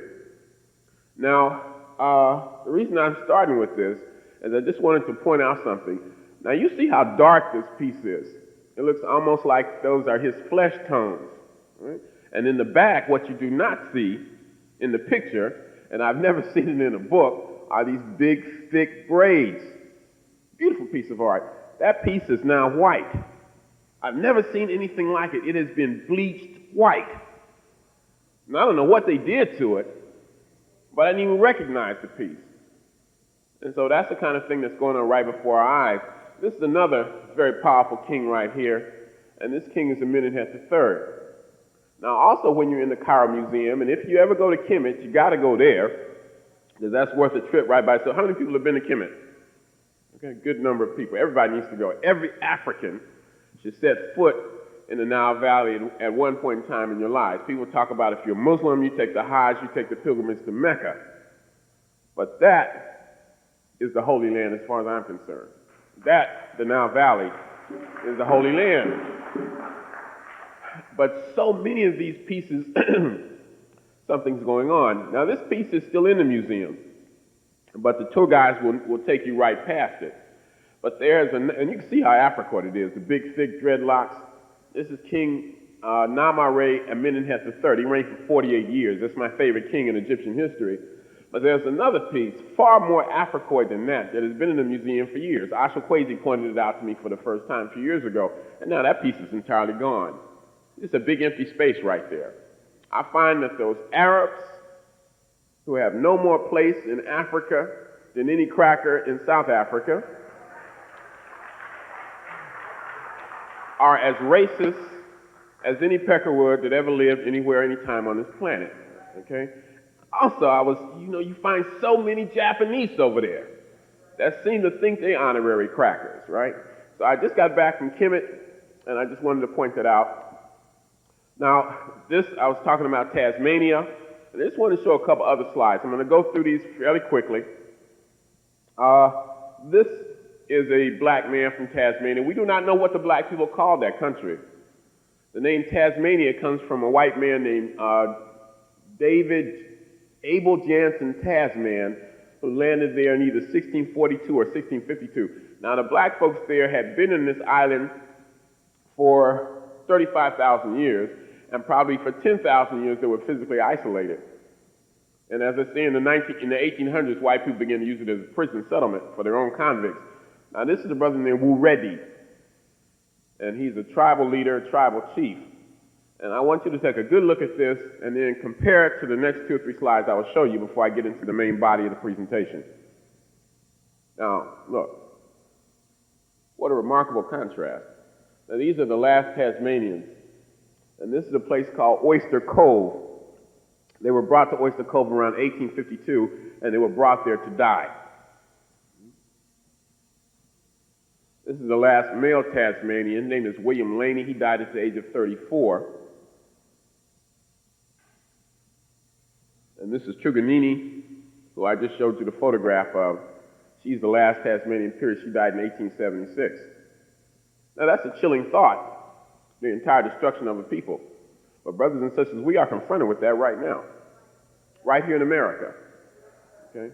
When you look at crack, when you look at AIDS, when you look at all the things that surround us, the fact that there are more black men in prison than are in college, we are confronted by that same tendency. So I wanted to start with that. Now, the bulk of our presentation tonight focuses on the African presence or the black presence in India. A fascinating place because, again, it is a part of the world where we seldom recognize an African presence, but black people have been everywhere. In order to understand the history of black folks around the world, including India, three things need to be looked at. Everybody with me, still with me so far? Mm-hmm. Now, in order to understand the history of black folks in any part of the world, three phases need to be looked at. Number one, you need to be able to see, as I know you do, black folks as the first people on the planet. That all modern humanity comes out of Africa, whether you like it or not. Now, you got some humanity we don't want to claim. But, they can trace their roots back to Africa, too. And those black folks, when they spread all over the world, they went into Asia, they went into Europe, they went in America, they went in Australia. First people in the Western Hemisphere were black people. And then you have black folks who came and they introduced what we call civilization all over the world. Everywhere. Everywhere, no exceptions. In China, the first dynasty is called the Shang dynasty. The people that came after the Shang described them as having black and oily skin. In Japan, you have the traditions of the first samurai and the first shoguns being black. You have black people in places like Korea and Vietnam. The first people to go into Europe are black people. In Scotland in the 10th century, you had a black king who reigned over 3 provinces. You have black Vikings. You have blacks who introduced the Olmec civilization, and as well as Africa. And then you have black folks who got caught up in the slave experience. Now, the word slave comes from Slav, as in Yugoslavia. And let me just reemphasize, too, what you already know, that slaves didn't come from Africa. Africans came from Africa, and they came over here against their will. They were farmers and merchants and blacksmiths and scientists and astronomers and mothers and fathers and sons and daughters. And they were taken out of Africa involuntarily and brought to the Western Hemisphere where they were enslaved. That same process starts in India. India, the first people were black. The first civilizers were black. And later on, black people were introduced over there as slaves. And the majority of black people in India today are called untouchables. Now, I know black people catch hell all over the world, brothers and sisters. We catch hell right here in Brooklyn. I catch hell every day in Los Angeles. I just left Egypt, and black folks catch hell over there. I just mentioned Australia and Tasmania. Black people shot to death for use as dog food. In the 19th century, it was not uncommon for black people to be stalked to get their bones in Australia to be used for scientific research, but nowhere in India does the condition of our people parallel that of nowhere in the world does the condition of our people parallel that of India. And that is what I want to explore tonight, those 3 areas. In fact, let's just look at the geography a little bit.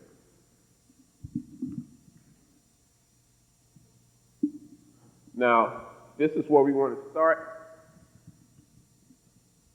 Came over here. This is the Himalaya Mountains, or the Himalayas. This is where the first civilization in India began. It began along the banks of this river. That's the Indus River. Civilizations begin along the banks of rivers because rivers facilitate transportation, irrigation, and communication. The first place it starts is the Nile Valley, and it spreads to the rest of the world. This is the Ganges River. The Ganges River, according to most accounts, is a name given to it by an Ethiopian general who led an army out of Africa in antiquity and conquered as far as this area and left his name. I didn't used to believe that. Jay Rogers pointed that out, and I said, well, maybe this is where Rogers made a mistake. But Rogers didn't make many mistakes. He was a meticulous detective. About 10 years ago, Van Sertima sent me a photograph of King Gandhi that he got in Trinidad. Most of the black folks today are in South Central India and South India, and they are called Dravidians or Tamils. And last but not least, you have black folks in this island right here, Sri Lanka, in the northernmost part, of people called Tamils who are fighting for their independence.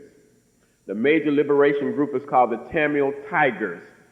They are the baddest, the most ferocious group of liberation fighters I've ever studied in my life. When these brothers, one of them blew up Rajiv Gandhi a few years ago, a sister, walked up to him with a bomb under her skirt, blew him away. They still looking for Gandhi, right? And I hope they never find him, right? You have these brothers and sisters here when they go, and I'm going to talk about Gandhi tonight too.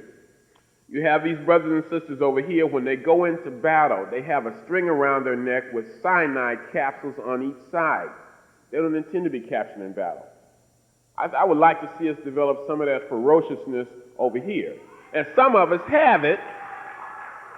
The problem is, we're killing other black folks. So that's a little bit about the geography. Now this is from, ancient India, the Indus Valley that I just showed you. Now from about 2300 BC to about 1500 BC, black people had it going on. They had an area larger in size than Kemet. The mother goddess reigned supreme. Women were very powerful. And anytime you see an ancient society where women are very prominent, you know there were black folks there. Anytime you have a society where women played a prominent role, there were some sisters over there. That is our tradition. You have a highly developed technology. They invented the windmill. They domesticated cotton. They domesticated the chicken. You figure must have been some black folks over there too, right? They invented the game of dice. They had a game similar to chess. They had flushing toilets. They had hot and cold running water systems. They had multiple storied houses, and this is what they look like. And this is a classic example right here of the people of ancient India. Now, how many folks have seen this photograph right here? A handful? You would recognize it automatically as a sister, wouldn't you? Not really? Everything about that photograph says sister. Everything. And it's funny. It's only about 7 inches high, but you have the posture, the facial characteristics, the fact that it's black stone. It's a very nice piece. This right here is also an important piece. This is a figure that is identified as a black buffalo. And what it shows, it's about 4,000 years old, is a man in a yogi position, a yogi posture, a meditation posture that we are later to identify with Buddhism. This is an example of the writing system that black people developed in that part of the world. Here's an early depiction of black people from northern India. This is on the cover of my book, The African Presence in Early Asia. It's a 400-page book with all the information, all the photographs I'm going to talk about tonight. I do hope you get a chance to get one. I only brought a few copies. There are a few copies left, and I'd be happy to autograph it for you. Now, this is of a famous scene, an epic in Indian history called the Mahabharata. And this is the great African god Krishna. The name Krishna means black, and these are the major heroes in the story. Look at the hairstyles. This is of the god Krishna right here. Sometimes he's called the Indian Hercules. He is a prototype of Jesus Christ. He is one of what Percy Graves and John G. Jackson call one of the world's 16 crucified saviors before Jesus Christ. He is born of a virgin birth. He is born of an immaculate conception. He is killed at the age of 33. Jesus is a shepherd. Krishna is a cowherd. Even the name Krishna and Christ sound remarkably similar, and yet Krishna lives 1,500 years before the supposedly historical Christ. And Krishna is always identified as black. The name Krishna means black. This is supposedly a depiction of Krishna holding up the burden of mountain of the world. We seem to always be holding up somebody's burden, everybody but ours. Maybe one day we'll hold up ours. This is a depiction of an African god from West India. This is 800 BC. This is of a dynasty called the Kushan dynasty. Kush. The Kushan dynasty, this is 300 BC. This is in northwest India. Now, this crown reminds me of many of the pieces that you will see in Egypt. And also notice, like a lot of Egyptian pieces, the nose is gone. And probably for a lot of the same reasons. You know why. And this is a sister from that same area. A temple complex. This is very much like the temples in Gondar, Ethiopia. These are carved out of the solid rock. You can get an idea as to the size of them by the people right here. They started carving down into the mountain. And all of these things that I'm showing you will be a part of a tour that I'm trying to sponsor that will take place in 1997. I went to India for the first time in 1987, and people still talk about it. I spoke at a historic conference there of Black Untouchables, and people talk about it today. My goal for 1997 is to bring 20 to 40 conscious African people to India to meet Black people over there, so that you will not only get a chance to see the antiquity, but you will get a chance to see what I'm going to show you in a minute, and that is Black people over there today. That's something that's never happened before. Even Marcus Garvey did not achieve that. And I want you to be a part of that. So there are some brochures available, and I'd like you to get access to them. This is another temple complex. This is just the beginning. What I really want to show you are Black people in India right now. But this is the beginning. This is the temple complex in South India. And now, brothers and sisters, let me just give you an idea about when I talk about the African presence in India. I use the word Black and African interchangeably. Let me show you what I'm talking about. And these are Black folks from India and the adjacent islands of Sri Lanka and the Andaman Islands. This is a sister from a place called the Andaman Islands off the east coast of India.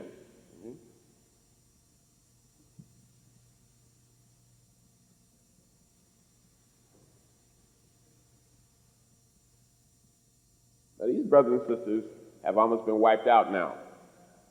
If they were in Africa, they would be called pygmies, or Batwa, or Mutwa. Little bitty Black folks. This sister looks evil right here, doesn't she?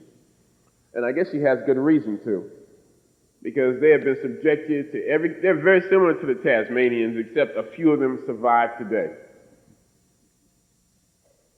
And that's their major problem right there.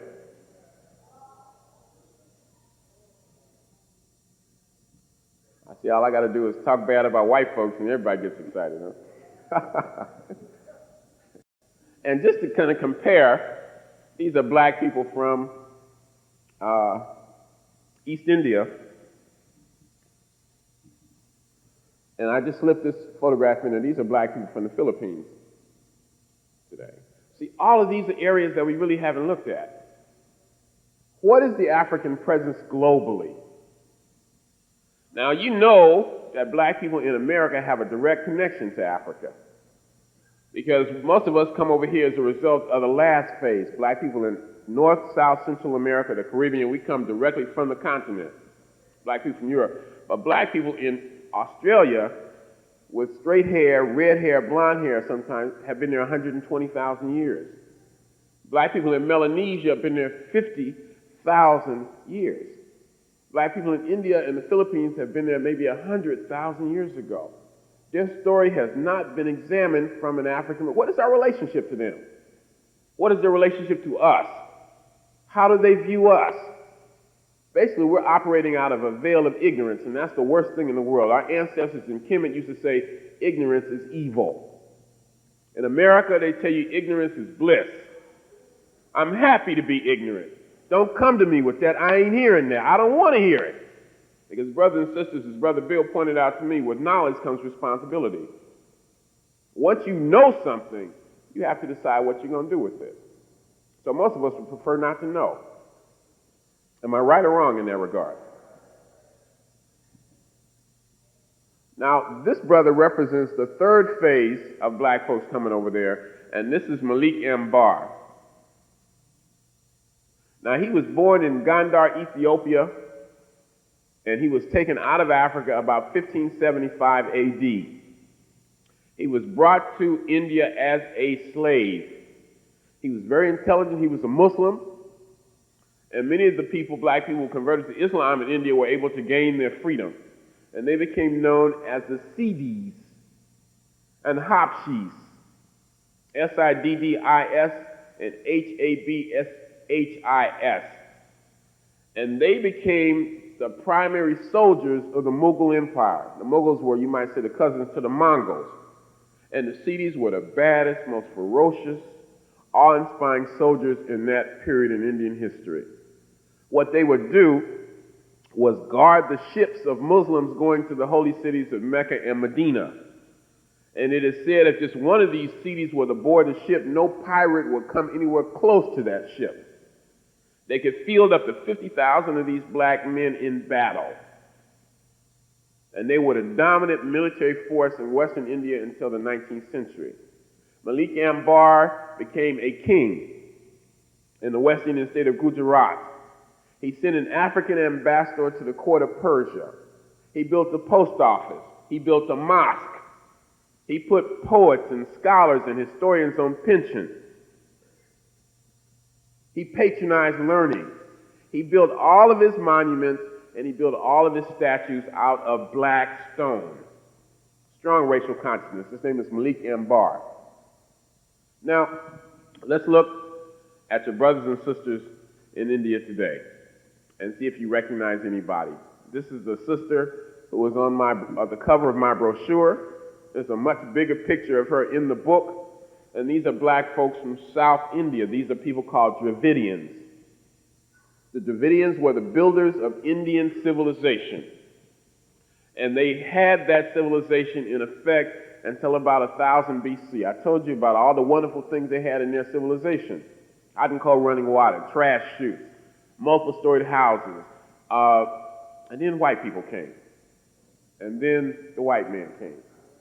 And combined with earthquakes and overpopulations, those crackers were the final factors in destroying that civilization. But and these white folks were wild and nomadic. They had never seen a city, knew nothing of settled life, but they were attracted to the wealth of black folks in northern India. And over a period of about 1,000 years, in spite of fierce resistance, they ran those black folks over. And they developed a social order that they called Varna. And the word Varna means color. And this is the way it went. You have 4 components of this system, which we call the caste system. And caste determines everything: where you eat, where you sleep, your occupation, who you marry, everything. And you are born into a caste. Can't do nothing about it. Now, this is the way it developed, and this is the oldest European document on earth. And this is called the Rig Veda. And the term Veda is a Sanskrit word that supposedly means knowledge, and there are 4 Vedas, of which the Rig is the most important. Y'all still with me? I want you to hear what I'm going to tell you now, because this is very important. This is white supremacy over there. I used to think that racism came as a result of the slave trade, of the need of Europeans to justify the inhumane treatment of black folks. But you find that wherever white people and black people have come in contact with each other in history, I don't care where it is. It could be Iceland. It could be Antarctica. I haven't found any exceptions. White people have been aggressive. They've come to kill us. And that practice still is with us today. You can study white folks 5,000 years ago and find basically the same characteristics that you find in 1996. History is very important. Ain't nothing new. Now, what they did, they write this book, and they say that there are 4 parts of God's body. And the first part was called the Brahmins. They call God Brahma. And from Brahma's mouth issued the first part, and that part was called the Brahmins. And they were supposed to be the poets and priests in society. They formed an aristocracy, kind of an elite. And they were all identified with a different color. Now, the Brahmins were identified with the color white. And then next in the anatomy is a group called the Kshatriyas. They're identified with the color red. and they came forth from the shoulders of God. And they were the military aristocracy. And beneath them is a group called the Vaishya, who came forth from the thighs of God. And they were identified with the color yellow. And they were supposed to be the farmers and merchants. And beneath them were the Shudras, Shudras, who supposedly came from the feet of God. And they were to work for all the other castes, all the other groups. They were identified with the color black.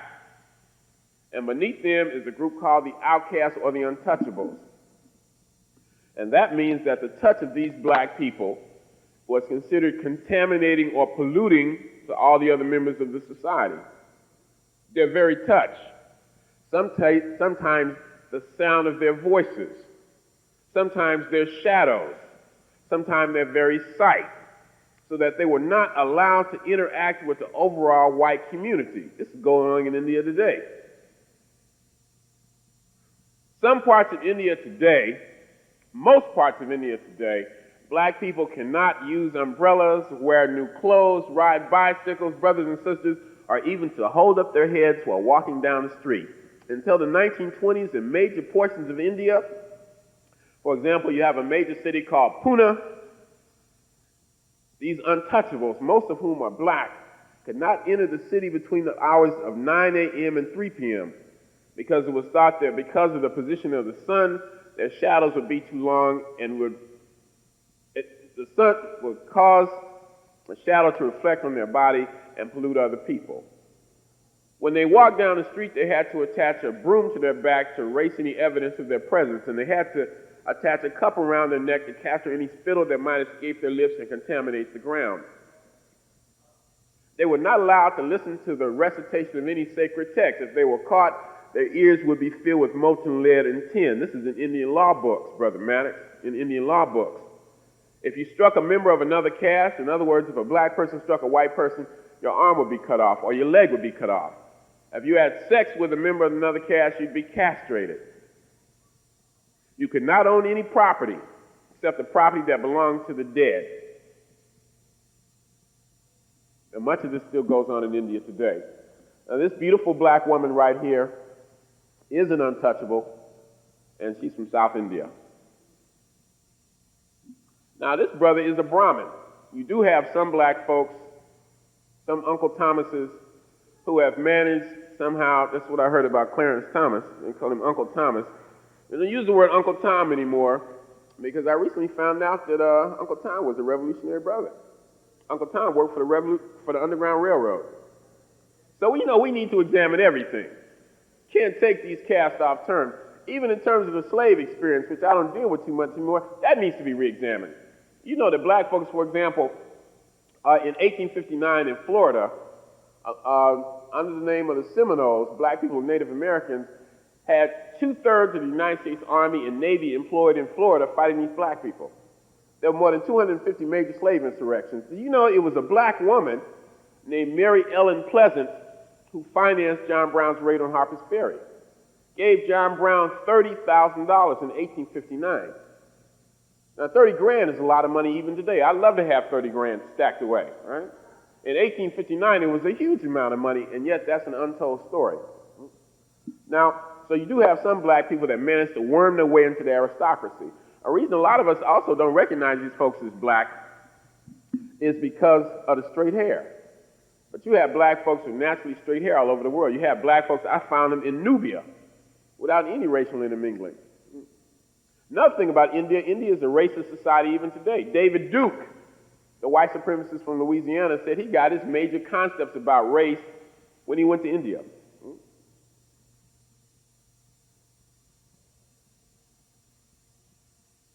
Now, this is a beautiful photograph right here. This is what you call a tribal person. These people have the status of untouchables, but they have maintained their tribal identity. The bangles denote wealth. Look at this sister right there. Now, you couldn't hardly tell her from a person from Central Africa. These black folks look particularly like the Maasai in Kenya, don't they?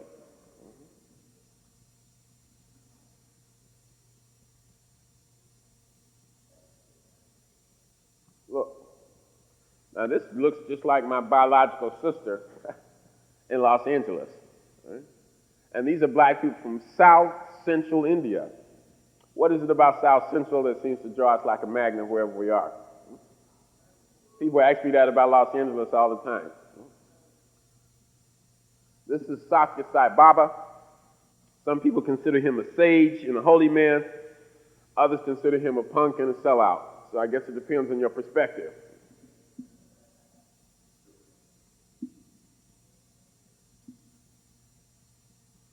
Now this is a marriage couple right here, a bride and a groom. They don't look too happy. You should see me and my wife. We look very happy. I tell you, when you meet the right sister, there's nothing like it. Now look, this, all the features are there. The only major difference, the only comparison, the only contrast is the hair texture.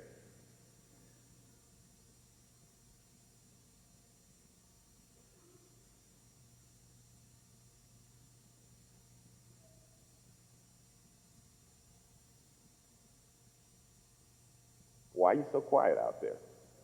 Just taking it in, huh? That's the good thing about a slide presentation. It makes it very easy. These images don't lie. And one of the things I want to do is build up a vast, vast slide collection. We need to have teachers with access to these sorts of things, right? And again, that's one of the reasons I do appreciate Brother Maddox, because I'm totally self-employed.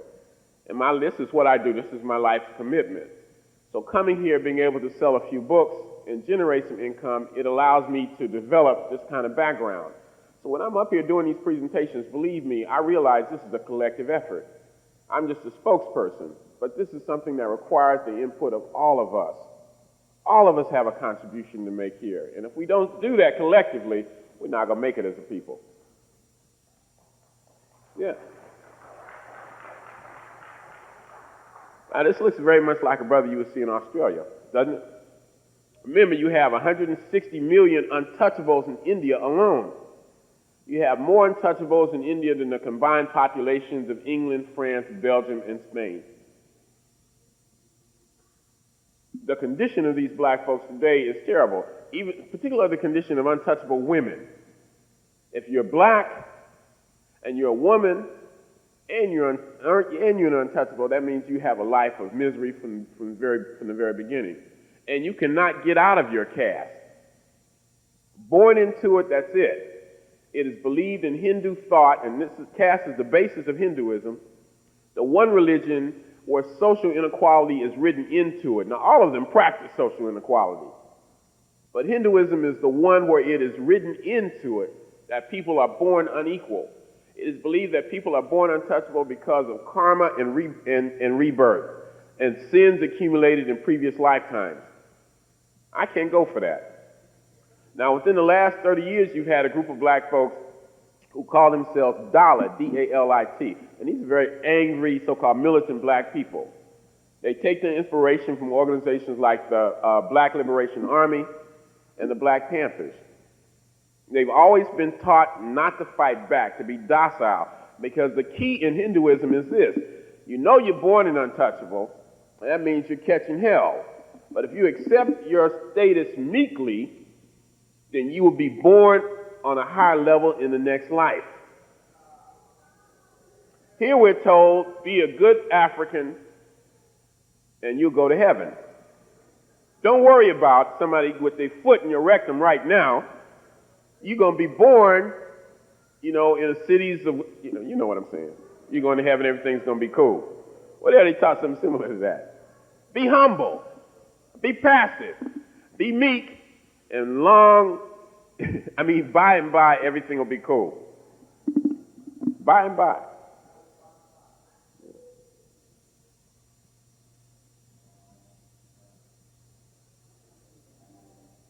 Now, that's my favorite one right there.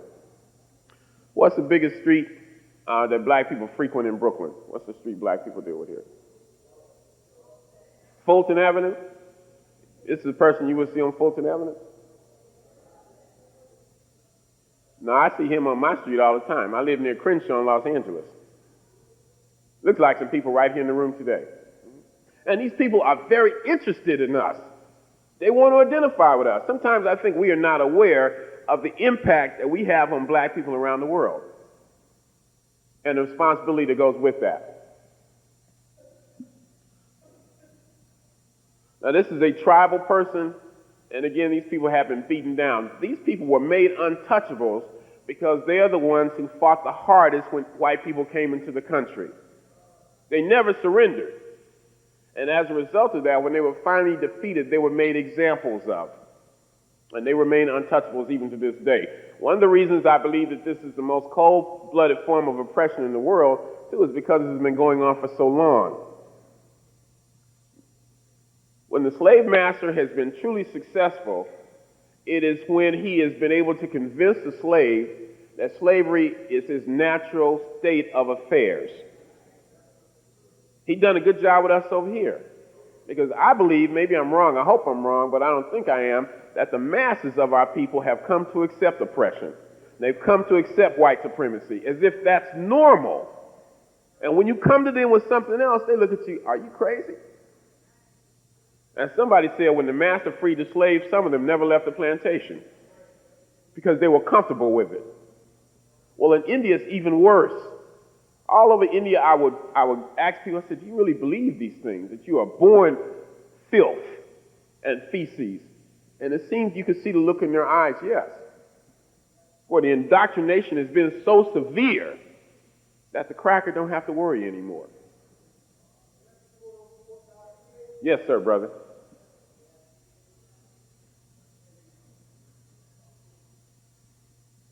And I just wanted to show you this. Now, I pointed out that black people developed the first, I'm just going to take about 5 more minutes, and then y'all have to invite me back. This right here, I pointed out that black people developed the first civilization in India. And this is what we've been reduced to in India today.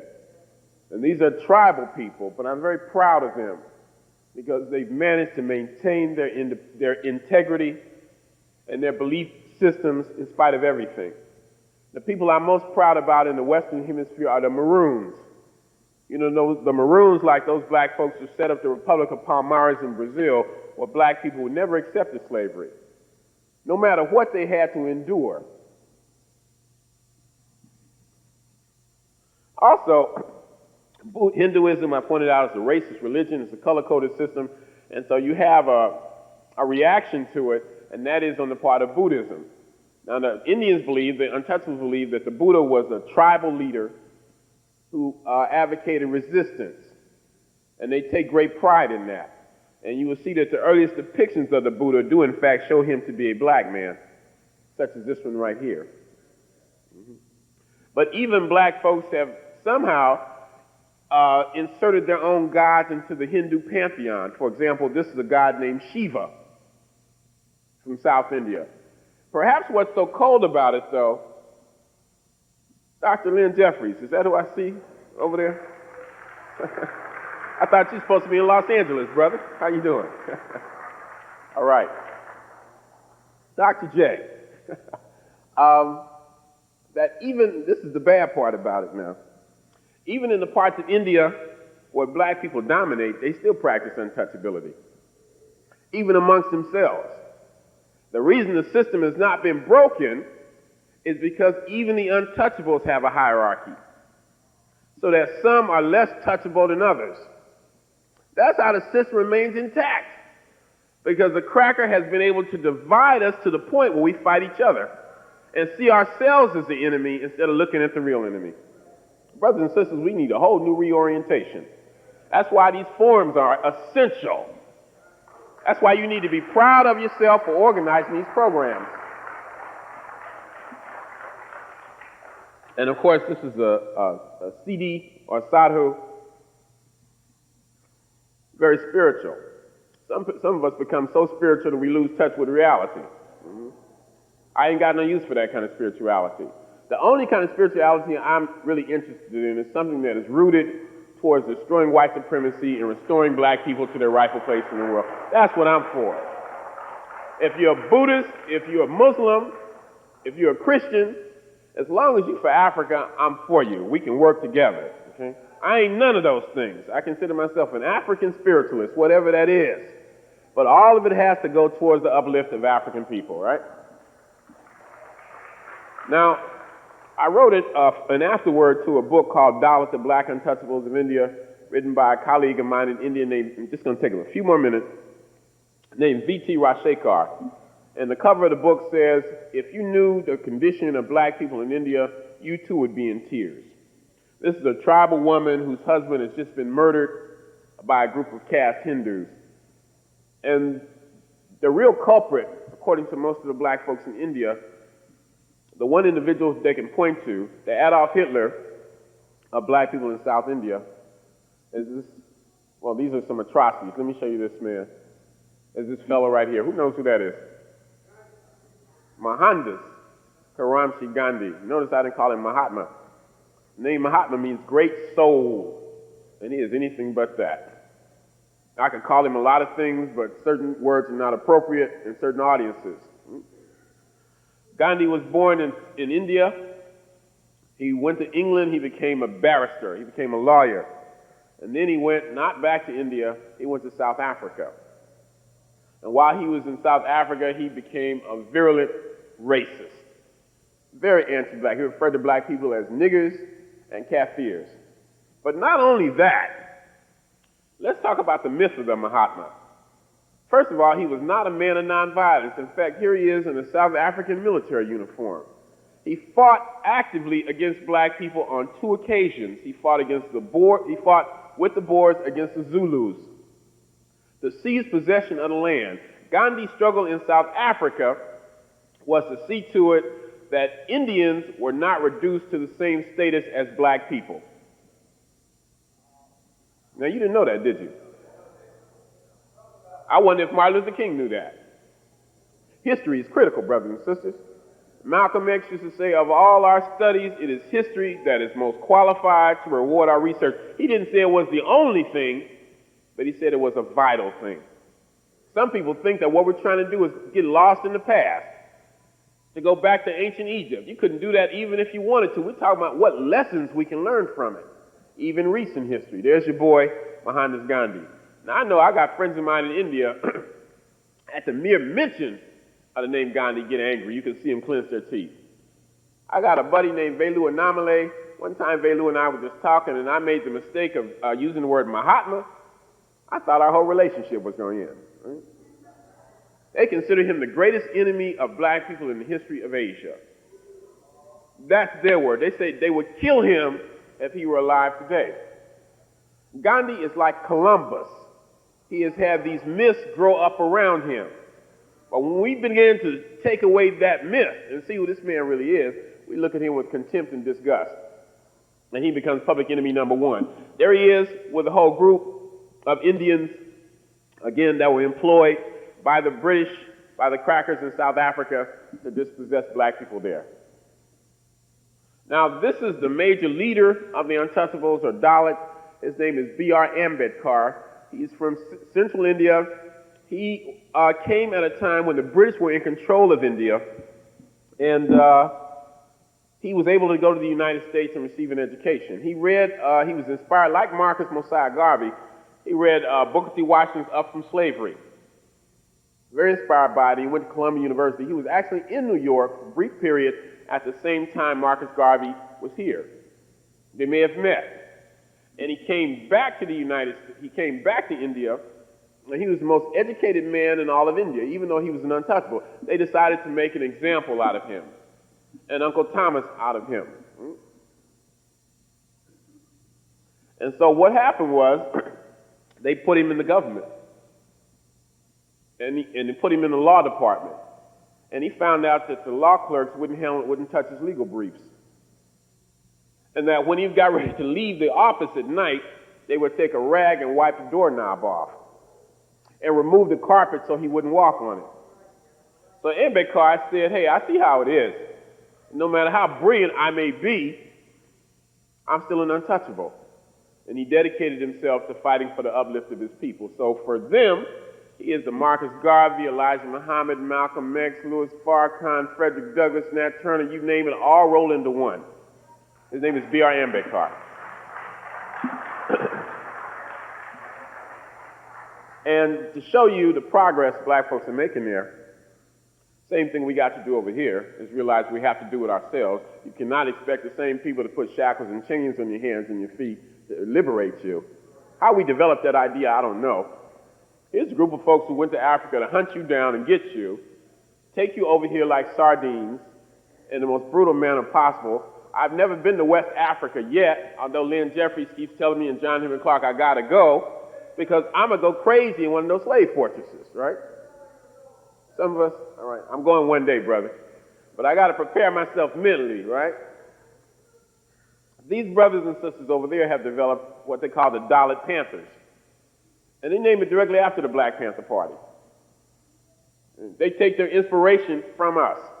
And this is the office of the Dalit Panthers in Bombay, India. Now, I'm going back to India in 1997. And I want some of you to go back with me. Again, the brochures are over there, the books and tapes are over there. You ought to get a hold of one. And last but not least, this is the last slide I want to show. That's Dr. Chancellor James Williams. And I wanted to show Dr. Williams because he is probably the single most influential person in my life in terms of pushing me in the direction of India. And at some point in time, I decided, it was pushed on me, Runoko, specifically, what are you going to do? What area of research are you going to focus on? And I read Chancellor Williams' book, The Destruction of Black Civilization, and that is what I decided that I wanted to do. Brothers and sisters, it's kind of late. And I know I've covered a lot of ground. Brother Maddox covered a lot of ground too, but there's a lot to cover. And this is just the tip of the iceberg. It has been said that history is like a light that illuminates the past and a key that unlocks the door to the future. In a limited amount of time, I hope tonight we've been able to shed some of that light on what we must do and help open up the key, or take that key and insert it in the lock and open up the key to the future. I want to thank you very much, and I look forward to the dialogue the next time. Hotep.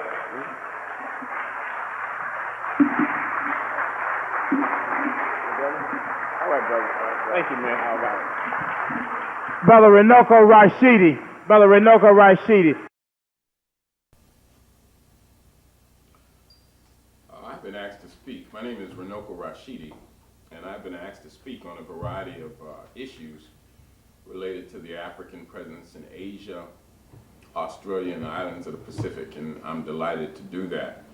Now, first things first, we should begin to talk about the origin of humanity in Africa and the dispersal of African people into Asia, Australia, again, the islands of the Pacific. Now, we know that the earliest form of humanity began, as far as we know, in Central Africa, somewhere in this area of Tanzania, Kenya, Ethiopia. In fact, from this whole region, from Ethiopia down into Southern Africa, for the last 25 years or so, we've been saying that the earliest form of humanity is Australopithecus afarensis. This is a term which means great southern ape from afar. And this area, afar, embraces, as I understand it, western Ethiopia. In 1974, a team of paleontologists led by Africans as well as Europeans, specifically the team was headed by a man named Dr. Donald Johansen, a European American, located and identified the bones of an African woman, subsequently known as Dinkanesh to Africans. This is a term which means you are wonderful, and Europeans called her Lucy. Now, these bones were found actually by an African, but of course it was the European American who got the credit for the find. These bones again were found in western Ethiopia, excuse me, in the Afar region, A-F-A-R, and they were, I think, through the use of potassium argon dating techniques, found to be about 3.4 million years old. And for virtually the last quarter century, they were identified as our earliest archaic or proto-human remains. Now, I was in Australia, and I'll talk about that some in a moment, last year, in November and December of 1998, and while I was there, another set of bones, slightly older, were found in South Africa. Now, Denkanesh represents the remains of an African woman. The bones found in South Africa represent the remains of an African man. And these are the oldest, relatively complete proto-human fossils that have yet been identified. Denkanesh, about 3.4 million years old, and the bones in South Africa, about 3.5 million years old. And these were both of the species of man called Australopithecus. Again, that term means Great Southern Ape. And that term came into being, I believe, in the early part of the 20th century because most of the early fossil finds were identified in Zimbabwe and South Africa. So therefore, Great Southern Ape. Now, this is again about 3.5 million years ago, and then following that, about 2 million years ago, you have the another ancient ancestor called Homo habilis. And this term means handyman. And all this evolutionary process is occurring only in Africa. You have to begin in Africa for the origins of virtually everything ancient. So Homo habilis is important. Homo habilis distinguished himself from the Australopithecines because he stands upright, he has a large brain, but the major difference is in advance in technology. He's able to effectively manipulate the environment. He makes tools, and this is a very important distinction. Homo habilis is eventually followed by Homo erectus, and that simply means erect man. And the earliest, as far as I know, remains of Homo erectus have been found in Kenya. A lot of them are intimately identified with the Leakey family, Louis Leakey, Mary Leakey, and eventually Richard Leakey.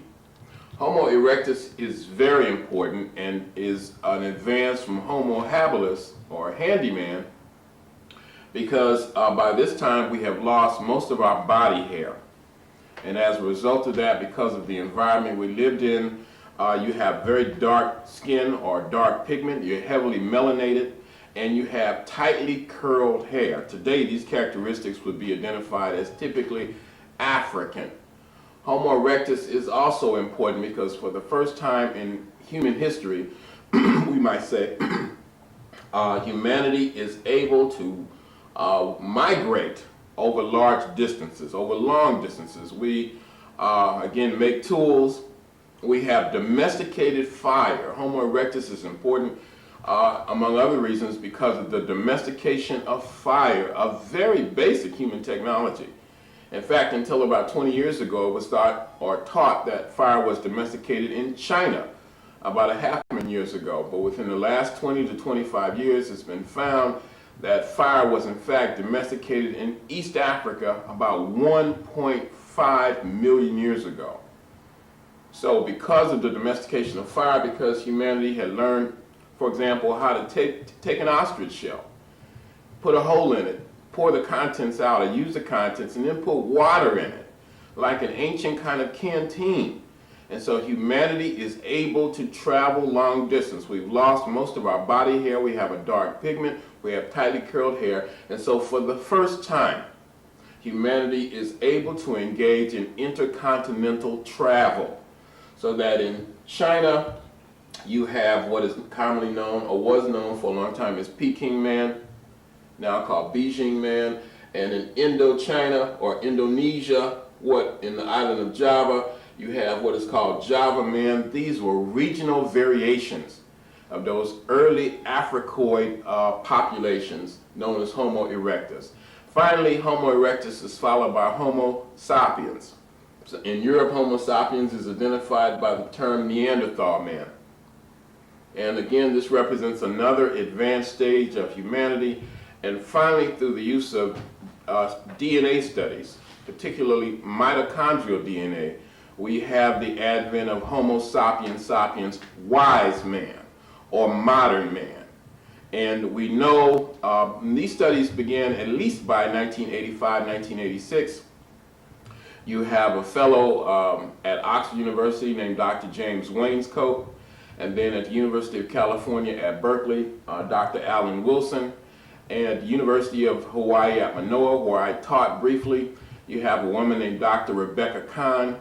You have similar studies going on at the University of Nigeria at Ibadan. These studies show that based on DNA, specifically mitochondrial DNA, which can only be traced through the genes of women, that all modern human beings have an African ancestor.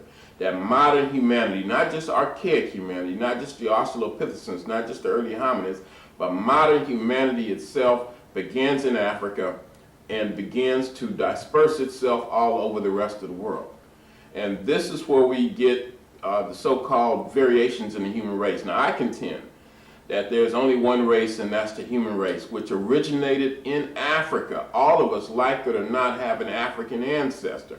And the problem that many of us have with that is the way we have been taught to view Africa in a vastly negative light. So therefore, many people reject the African origins of modern humanity out of hand, simply because of racial prejudice and bias. But these studies again indicate conclusively that modern humanity began in Africa, dispersed to the rest of the world. For example, as a sidelight, African humanity goes into Europe, and we are affected by Ice Age conditions, and we are forced to adapt physically to those Ice Age conditions. And we know that this happened. For example, the sun for thousands of years would almost literally go out, and we'd be forced to live in the caves of Europe, losing much of our melanin pigment, our melanin content. We would, our noses would probably grow longer and thinner so that they're not breathing in the cold Arctic air that would freeze our lungs. The hair on our body would grow different, almost covering us like a mat because of the extreme cold. And so these things lead to the variations, I believe, in the human race. And of course, Dr. Charles Finch and Sheikh Anta Diop, among others, have done a very good job with that. Now, speaking of Asia, you probably have a similar phenomenon that takes place here.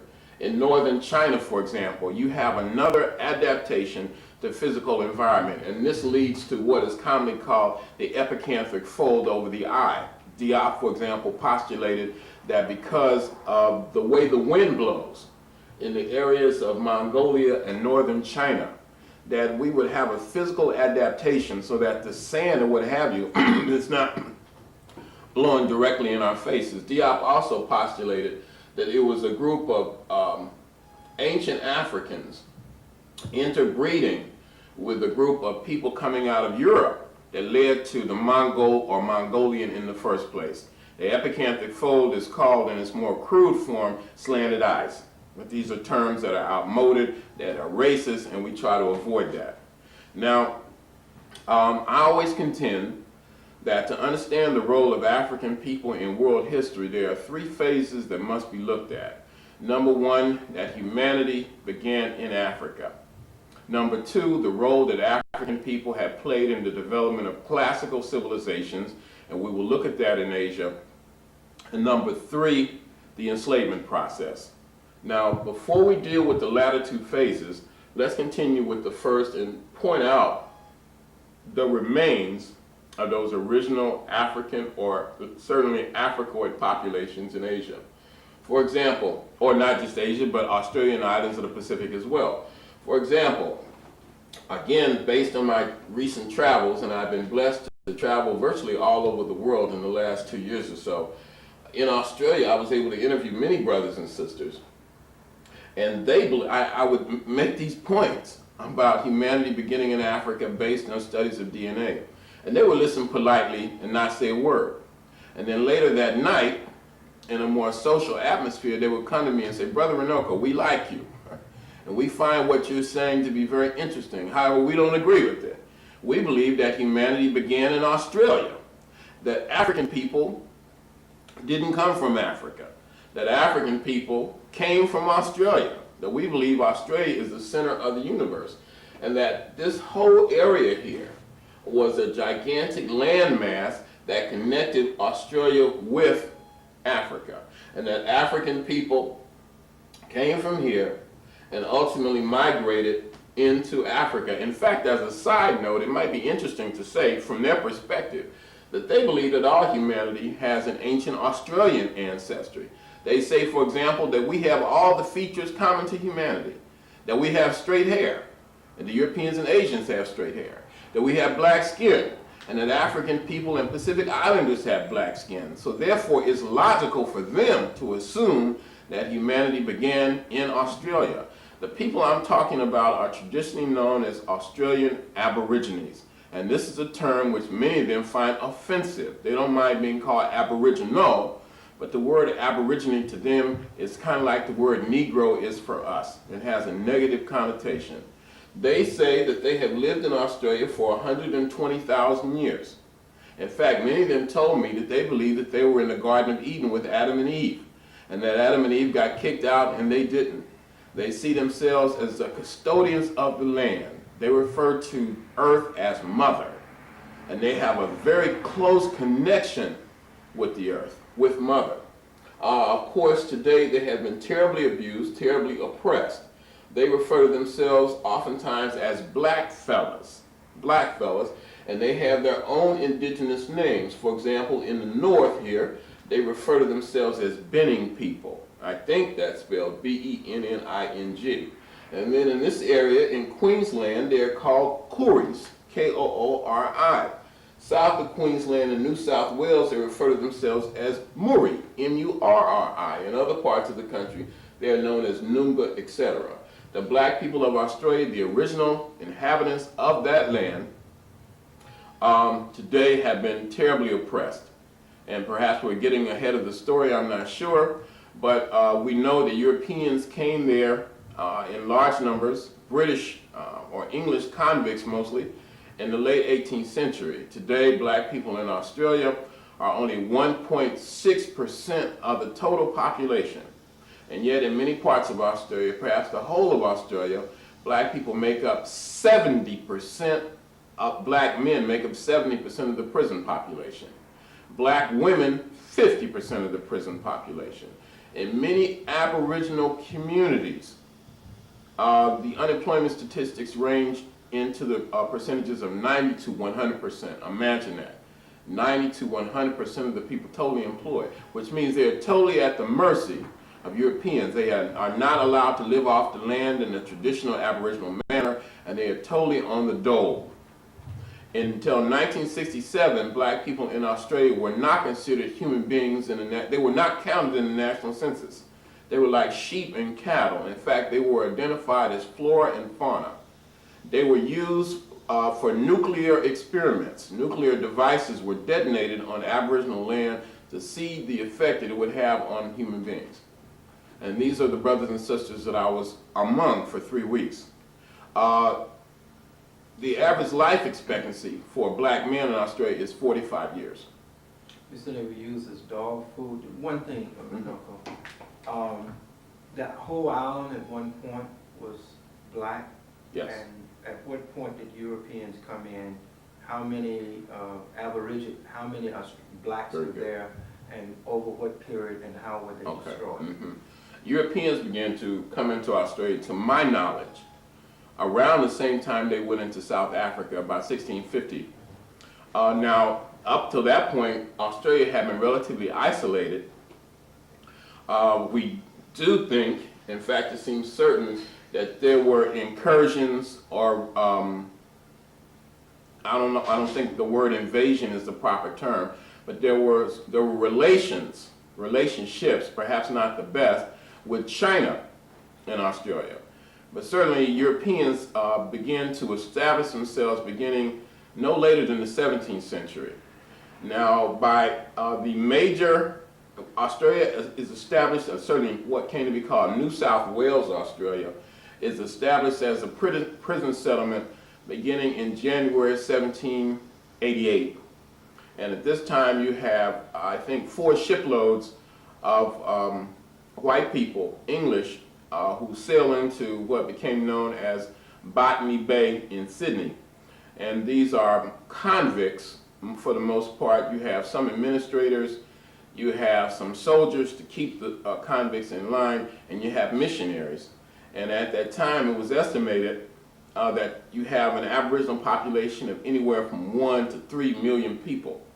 Within a short time, by the middle of the 19th century, in fact, that population had been reduced to about 50,000 people. And they were truly wretched.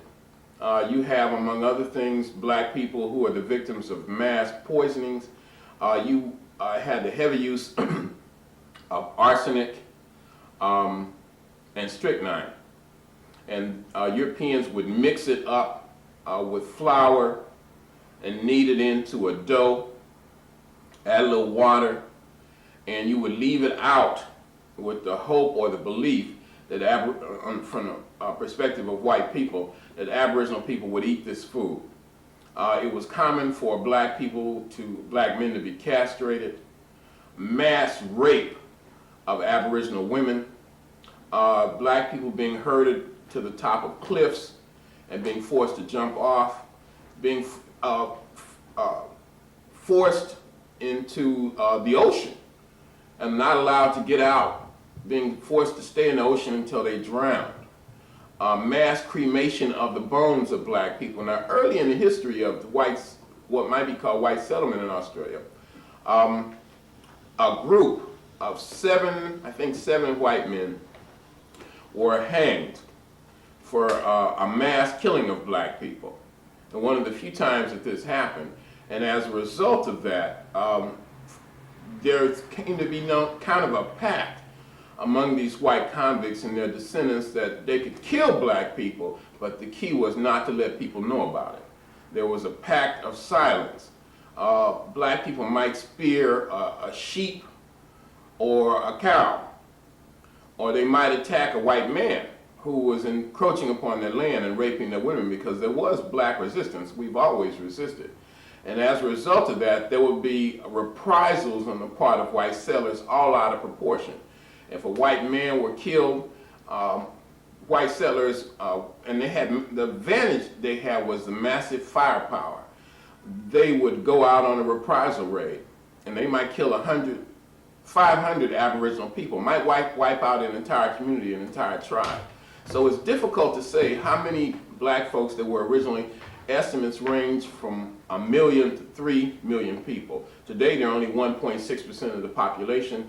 Perhaps the closest analogy we can make is that of Native Americans or Amerindians and their relationship with white people here. It's very, very close. And the situation today is very, very sad. Although there is kind of a spark, there's an essence among Aboriginal people that I haven't found anywhere else in the world. So that's a bit about the Aboriginal people who survived in Australia. Of course, I believe, and most other scholars believe, that humanity did originate in Africa, and over a period of time either came over by land bridge or in all likelihood walked out of Africa into Asia over a period of tens of thousands of years, and ultimately ended up in this area of Indonesia and then sailed from these islands into Australia. This would have made the black people in Australia, the so-called Aboriginal people, the first sailors or the first navigators on this planet. You also have other Aboriginal populations in the islands of the Pacific, sometimes called Melanesia. These are the South Pacific Islands. And these brothers and sisters in areas like New Guinea, Solomon Islands, New Britain, New Ireland, and what have you, Fiji, Vanuatu, have probably been here for 50 to 60 or 70,000 years. Now, they look much more like black folk in Africa today because the dark skin and also the texture of the hair. Black folk in Australia tend to have straight to wavy hair. Black people in the Pacific Islands, at least in the South Pacific, we can talk a bit perhaps of Melanesia, Micronesia, and Polynesia. Melanesia means the Black Islands. Polynesia is many islands, and Micronesia, I guess, small islands. So you have black people, Melanesians, who look very much like folks from Africa in this area, and there may be 10 million of them today, and they are largely the remains of those ancient African migrations from the beginning of modern humanity. And then you have an island to the southeast of Australia, and that island is of course known as Tasmania. Most of us have heard of Tasmania from the United States and other parts of the world because of this cartoon character, the Tasmanian Devil. There is a Tasmanian Devil. He is a marsupial, very much like a wolverine. And you might say there's a two-legged devil in Tasmania too. Now, the reason I bring up Tasmania after Australia and after Melanesia is because you have black people here who are closely related to the black people of Australia, but they too have tightly curled hair, woolly hair, peppercorn hair, sparrow hair. And all of the full-blooded black folk in Tasmania were wiped out, every last one. The last one is a sister named Truganini, who died in 1876. Not only were these brothers and sisters killed in Tasmania as well as Australia, but they were not even allowed to rest in peace. For example, Truganini, and I'll have to send you a slide of Truganini, the day she died, her body was taken out of the coffin and strung up with piano wire in the Tasmanian Museum, where it remained on display until 1947. Finally, in 1976, 100 years after her death, her body was cremated and her ashes scattered at sea. Now, these brothers and sisters, if anything, had an even harsher fate than the black people of Australia. They were roasted alive, women sold into sexual slavery. I'll tell you one story, and this was confirmed to me in Australia, and this will sum up Australia and the suffering of our brothers and sisters there. There was a game that white convicts would oftentimes play. And I read this in a book, and I was told this by the indigenous people of Australia, that it was common for a group of white convicts in the bush or in the outback to capture a black family. And for sport, sometimes they would hunt them like animals. Sometimes, as I say, they would shoot them to death for use as dog food. But a game that they would play is to take an entire family. And they would take the man, the head of the family, and handcuff him in front of his wife and children and castrate him. And then he would run a few yards before he bled to death and died. And then he would be decapitated. His head would be cut off. And the head would be attached around his widow's neck. And she would be forced to parade around with the severed head of her husband around her neck. And then she'd be repeatedly raped by the convicts in front of the children. And then another form of torture, while she is forced to watch, they would bury all of the children up to their necks in the sand, in the soil, and then kick the heads off the babies one at a time. Sometimes they would play a game of polo with the heads of the children.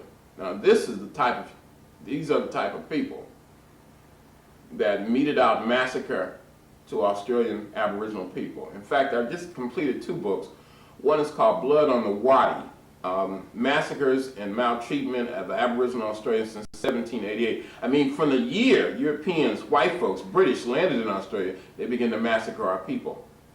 Because of the massive firepower and ruthlessness, they were able to defeat our people in battle. And then another book is called Race Relations in Colonial Queensland. Queensland is in the north. It was referred by brothers and sisters in Queensland as KKK country, Ku Klux Klan country.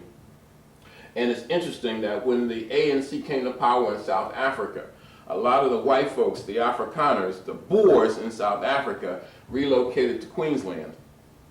The book I'm reading, and because I'm working on a book on Australia, is called Race Relations in Colonial Queensland, a Policy of Exclusion, Exploitation, and Extermination.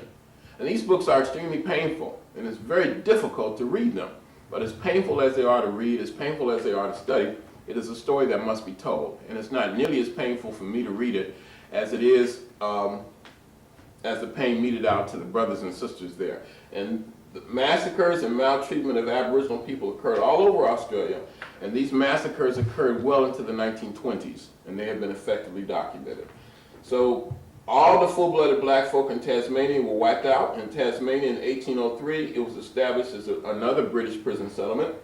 And then again, you have black folks all over the Pacific Islands, including Melanesia. Now to the north is Micronesia, and I've had an opportunity to interact with black people in Micronesia, particularly on the island of Palau. And there are black folks that look just like Africans in the United States, so-called African Americans. And then to the west, of course, you have Polynesia. And I've had a chance to go to Hawaii several times. You have black people throughout the Hawaiian Islands. In fact, the people are so physically black that a group of American racists, white folks from the United States, went there in the 19th century, and they were so struck by the physical appearance of the Hawaiians that they came up with a song entitled, "You Might Call Them Hawaiians, but They Look Like Niggers to Me." They refer to the black children in Hawaii are referred to as pickaninnies, and they are physically black, physically Africoid, many of them black skin and straight hair. Diop says that the late great Dr. Check1 Diop from Senegal, that there were two well-defined black races. And we may not agree with that terminology today, but this is taken from his book, The African Origins of Civilization, Myth or Reality, originally published in France in 1954. So the terminology is probably a bit different then. He says there are two well-defined black races, one with black skin and woolly hair, the other with black skin and straight hair. Now let's return to Asia and look at some of those black people with straight hair. So the place we would have to look more than anywhere else is India. India has approximately, I would say today, easily 250 million black people. India has the largest concentration of black folk in any one country on the earth. And this will surprise many people. And of course, when I use the word black and I use the word African, I'm more or less using them interchangeably. These black folks are referred to as Munda in the Northeast, sometimes Proto-Australoid, pre-Australoid, Proto-Australoid, and these are black people who look very much like Australian Aboriginal people. Aboriginal people in Australia not only have straight hair and black skin, but some of them actually even have blonde and red hair. And you have a similar phenomenon in India. Now, I had to go to India. I've had a chance to go there 3 times. I had to go to India and actually see this for myself. In the Northeast, for example, in March and April of 1998, I was in India in the state of Bihar. And I had an opportunity, a rare opportunity, one that I will never forget, to be among the tribal people. Tribal people in India are sometimes called Adivasis, A-D-I-V-A-S-I-S. That means original people or original man. And the government refers to them as scheduled tribes. So you have them in the Northeast, and I ran into brothers and sisters here, a group called the Munda, M-U-N-D-A, with black skins, extremely dark, but straight hair, and sometimes dark red hair.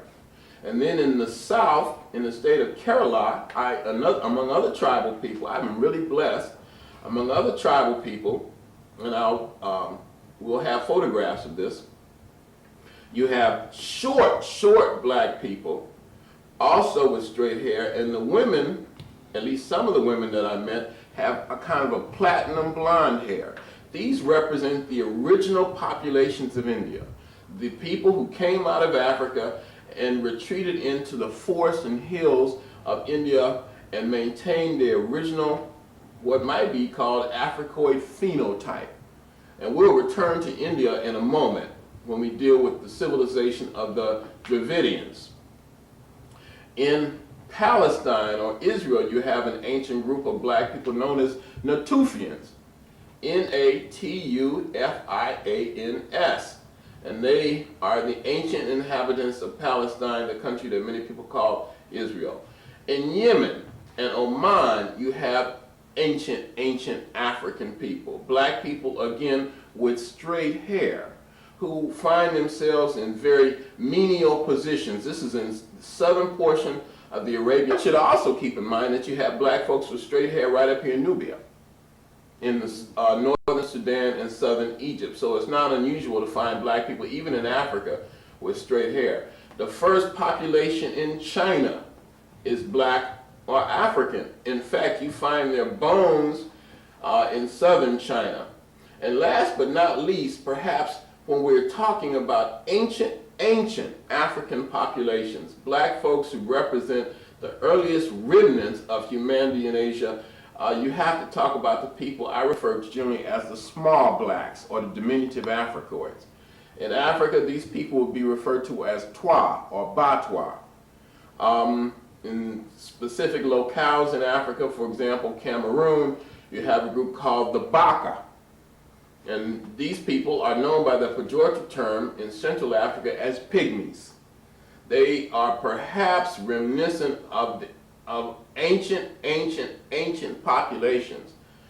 Maybe that's what the earliest populations looked like. I'm not sure if they were similar to the black folk in Australia, slightly larger bodily proportions with straight hair, but there were the real short black folk from Central Africa with tightly curled hair. I suspect that the little brothers, those diminutive Africoids, came first, and the people who might be called Afro or African Australoid came after them. And you find these populations all over Asia. For example, in the Andaman Islands, midway between India and Burma, you have a group of short-statured black people. In China, you have the historical recollections of a group called black dwarfs. In Taiwan, you have a group known as little black men who just became extinct about 150 years ago. You have in Japan a group referred to as little red man that supposedly was there before everybody else came, before even the group called the Ainu came. The Ainu, in fact, are supposed to have exterminated a race of people who lived in holes in the ground, short black people. So, and even in Southeast Asia, in places like northern Malaysia and southern Thailand. I'll be going to Thailand in about 2 months. I was there a few months ago, but I wasn't able to go to this part of it. You have short-statured or short-statured black populations. Perhaps even the Tasmanians themselves may be a fusion between the diminutive Africoids, pygmy-like blacks, and the larger black folks that we identify with Australia. Now that, I think, provides us with a pretty good overview of the most ancient populations in Asia, Australia, and the islands of the Pacific. Unquestionably African in origin, and I would say African even today. What needs to be looked at more is, I think, spiritual components and cultural components, specifically from an African perspective. I'm not aware of any African anthropologists or archaeologists who have done that kind of work. Perhaps through viewing this TV program, people will be inspired to do that, because the brothers and sisters in this part of the world, as we sum up, seem to be crying out to African populations, particularly African Americans, to come there and work with them. They told me over and over again that white anthropologists have come to Australia, have made money writing books, have gotten their PhDs from anthropological studies, and most of them are distortions of the truth. Now, having done that, let us now look at the role of African people in classical Asian civilizations. The first civilization in Asia, and when I talk about civilization, I'm talking about something essentially with 4 component parts. These parts being agricultural science, number 1, number 2, and this doesn't necessarily go in this order, but these are the 4 parts that I identify as a working definition of classical civilizations. Number 1, agricultural science. Number 2, urbanization. We have people living in cities, towns, and villages. Number 3, the use of advanced writing systems or scripts, whether it be called the Medu Neter or hieroglyphics, or in Western Asia, cuneiform. And number 4, metallurgy, the use of metal weapons and tools. Of course, when we find this initially, we find it in the Nile Valley in Africa. But civilization spreads. In fact, we might say that history is the movements of people. And the first civilization that I have identified, the oldest one, is based in the river valley of the Tigris Euphrates, and that, of course, begins at the base of the Persian Gulf here, just north of Kuwait, and extends into the country that today is known as Iraq. This area has also been called many other things. It was called, I believe, by the Greeks, or perhaps by the Romans, Mesopotamia, which means the land between the 2 rivers, the rivers being the Tigris, Euphrates. This area is sometimes called Babylon or Babylonia. Sometimes it's referred to as Chaldea. But the earliest civilization that we know of began early in the 3rd millennium BC. That's about 5,000 years ago, and it's called Sumer, S-U-M-E-R. The Sumerians referred to themselves as the black-headed people. Their earliest and most exalted deity is known as Anu, A-N-U. This is a term that we find associated with thriving black populations at the dawn of history. Women seem to have played an important part. In fact, you have an early woman ruler in one of the city-states named Kubaba, who supposedly reigned for 100 years. That's spelled K-U-B-A-B-A. It's possible that you even have a matrilineal line of descent. That is to say, the line of descent in terms of rulership is traced through the female side of the family.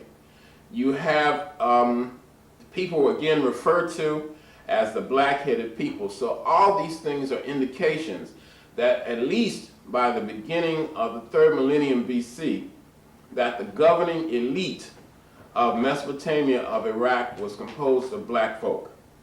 Next to Iraq, because each one of these could be a lecture or television show in and of itself, but I'll just give a brief overview. You have Iran. Before it was called Iran, it was known as Persia.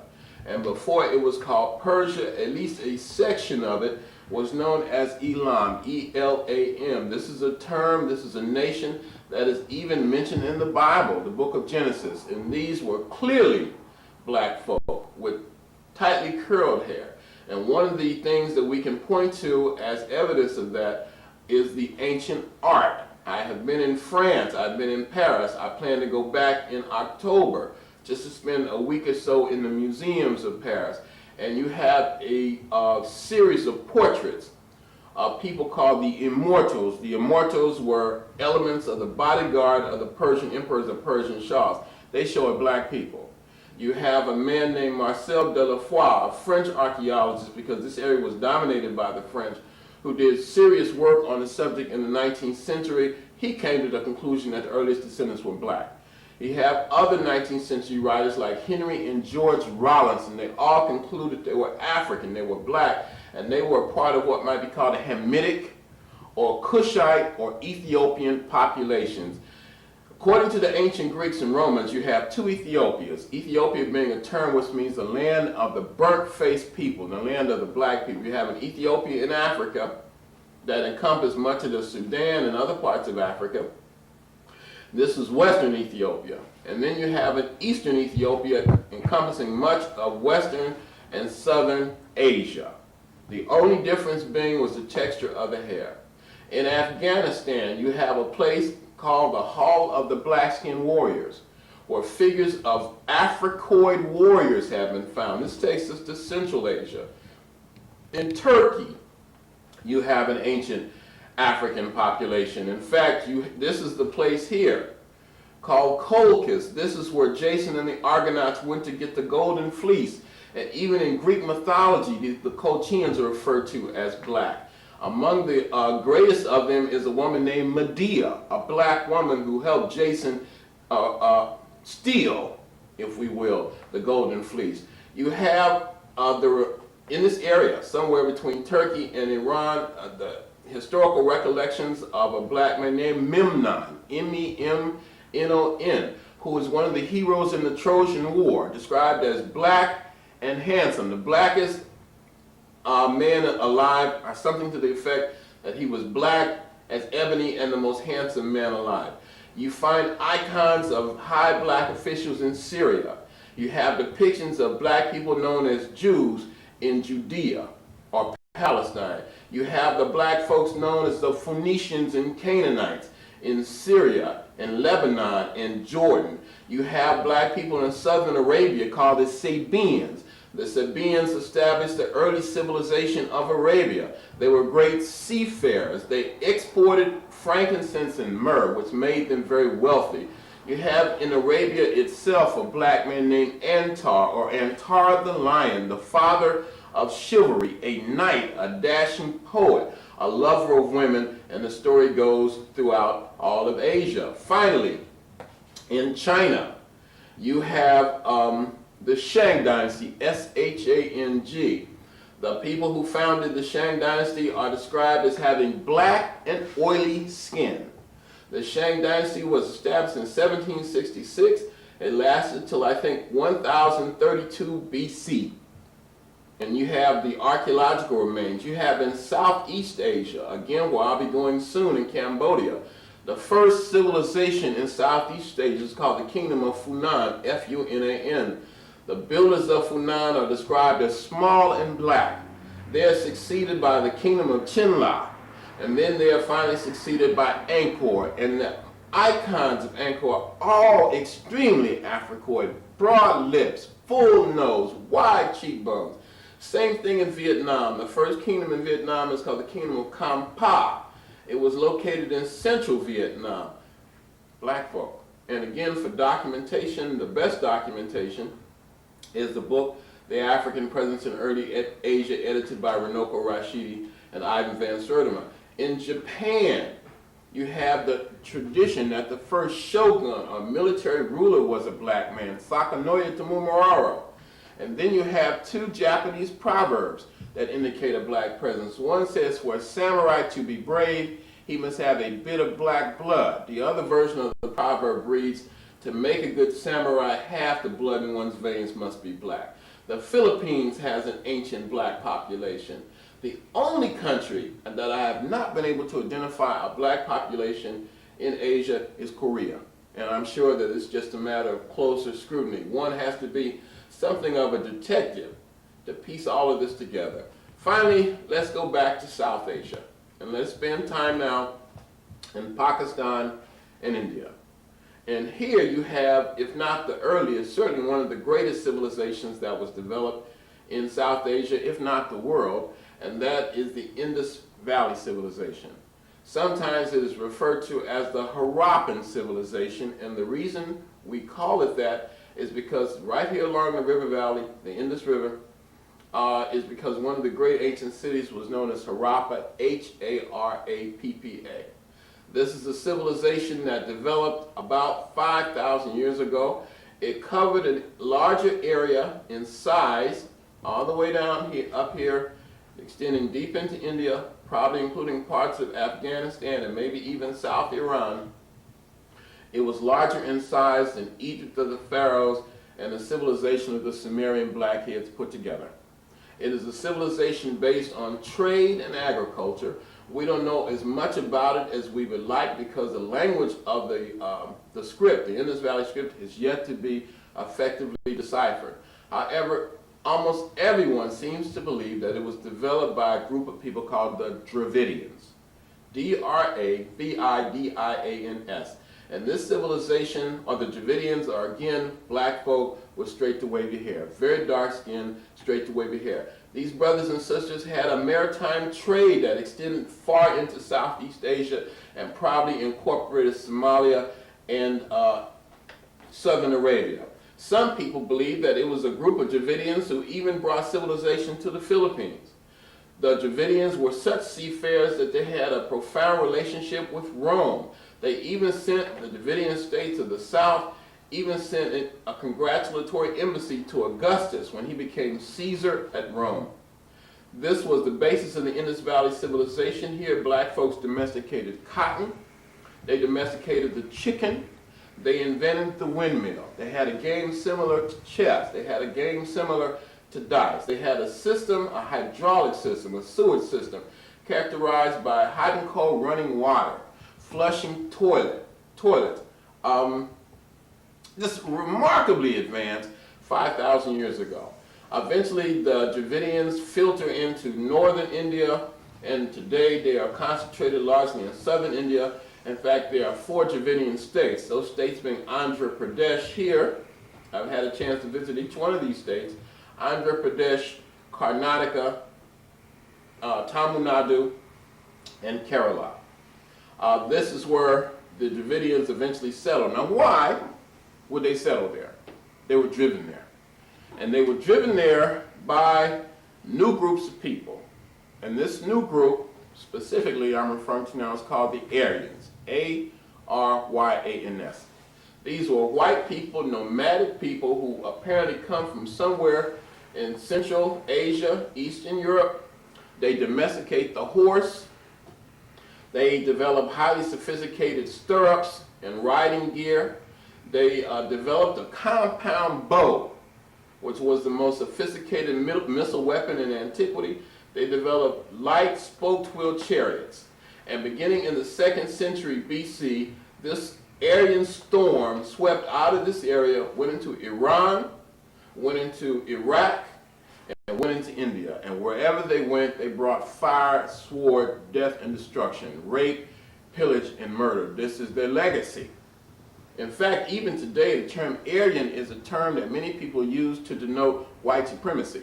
We know we have organizations in this country like the Aryan Brotherhood, the Aryan Nation, that are the epitome of the concept of white supremacy. In India, our case study right now, in fact, before we, again, just as to digress for a moment, you have a similar group of Indo-Europeans or Aryans who came into Iran known as the Kassites, K-A-S-S-I-T-E-S, and in Iraq these people are called the Maitani. I think that they were even among the Hyksos who invaded ancient Kemet. But in India, they began to filter into this area with fire and sword about 1500 BC. And they were able to conquer those ancient indigenous black populations of northern India. And over a period of time, they were, the areas that they conquered, they named after themselves Aryavarta, or the land of the Aryan. Now, before this, that population had always been black. Can you just clarify that for us? This population had historically been black. The Dravidians and the ancient Proto-Australoid or Munda populations. And at a certain point in time, we don't know when, you have Mongoloid type populations that filter in from this area and begin to intermingle with them. So in the far east of India, you also have a fusion. But this, in northern Asia, or northern India, these black folks were the victims of conquest. Indigenous black populations, dark skins, straight to wavy hair, again called Dravidians, and Munda, or Proto-Australoid types. Sometimes we even refer to them as ostriches. And again, beginning about 1500 BC, the Indo-Europeans, specifically known as Aryans, were able to begin a conquest of all of northern India. And this area is referred to as Aryavarta, or the land of the Aryans. And not only did they conquer the area, but they imposed a rigid, color-segmented, racially based social order called that the Portuguese would have called the caste system. And in ancient Sanskrit, the language introduced by these white folks, by the Aryans, this social order is called Varna, V-A-R-N-A, which literally means color. And it was based on race. Now the way it worked is that the whites would be on the top, the mixed races in the middle, and the masses of conquered black people on the bottom. Same thing happened in Australia in a more recent day. In fact, they imposed a social order with the whites on top, so-called mixed races. Here's the way it worked. Whites on top, Asians after them, mixed races underneath them, and finally the blacks on the very bottom. Same thing happened in India. And this is a very vicious social order. The masses of conquered black people are referred to as Sudras. And they are more or less slaves to the other groups. The topmost group is called Brahmins, and therefore the religious and social order is called Brahmanism. Some people refer to it as Hinduism, but the earliest name is Brahmanism. And then you have two other social groups, a group called the Kshatriyas and a group called the Vaishya. Now the Brahmins supposedly came from the mouth of the creator god Brahma. And they were the poets and the intellectual aristocracy, but more than anything, they were the priestly caste. And therefore, they were the most powerful group in the social order. They were the smallest group, in fact. And then beneath them is a group called, and they were identified with the color white. And then beneath them is a group called the Kshatriyas, identified with the color red, supposedly springing from the shoulders or biceps of Brahma. They were the soldiers and administrators. Beneath them is a group called the Vaishya, identified with the color yellow, who supposedly sprang from the thighs of God. And then, according to this account, and this is found in the earliest Hindu texts, including the Rig Veda, You have the Sudras, S-U-D-R-A-S, the masses of conquered black folk, and they were to be slaves to the upper three castes, or upper three social categories. And beneath all of them were the outcasts, commonly called untouchables. Today, these brothers and sisters, because most of them are black, are referred to as the Dalit, D-A-L-I-T. The term Dalit means crushed, broken, and oppressed. And these were even slaves of the slaves. These are the most oppressed people that I have found in human history. And they were punished because apparently they were the descendants of those black folks who resisted the Indo-European invasions with the most energy. And as a result of that, they were made examples of. They were told that their very touch, that sometimes their shadows, the sound of their voices, will cause pollution or contamination, particularly to the upper caste. They could not enter a Hindu village, a Hindu town in daylight. Sometimes they couldn't go at nighttime because it was thought that their mere shadows will cause pollution. When they approached another group, they would have to beat a drum or play a musical instrument just to let people know that they were there so they could scurry away. And sad to say, this system is still largely in effect in India today. It is the most brutal system of, the most brutal social system that I am aware of on earth, and it is originally based in race. Even today, there are more untouchables or outcasts. Sometimes they are referred to in the official language as scheduled caste. More Dalits in India than the combined populations of England, France, Belgium, and Spain. Most of them are black. They are overwhelmingly Africoid, and I've had a chance to be among them on 3 different occasions, once in the 80s and twice in the last 2 years. So in a nutshell, I think that that provides something of a summary of the first 2 waves of black people. You have black people as the first people in Asia, or Africans, if you will. You have Africans who are the primary innovators of classical Asian civilization, be it in China, Japan, India, Southeast Asia, the Arabian Peninsula, Turkey, Syria, Jordan, Lebanon, Israel, Iraq, Iran, you name it, African people have been there and distinguished themselves, and this is very important. Now, the last and third wave is an involuntary migration, and that is those Africans who were enslaved.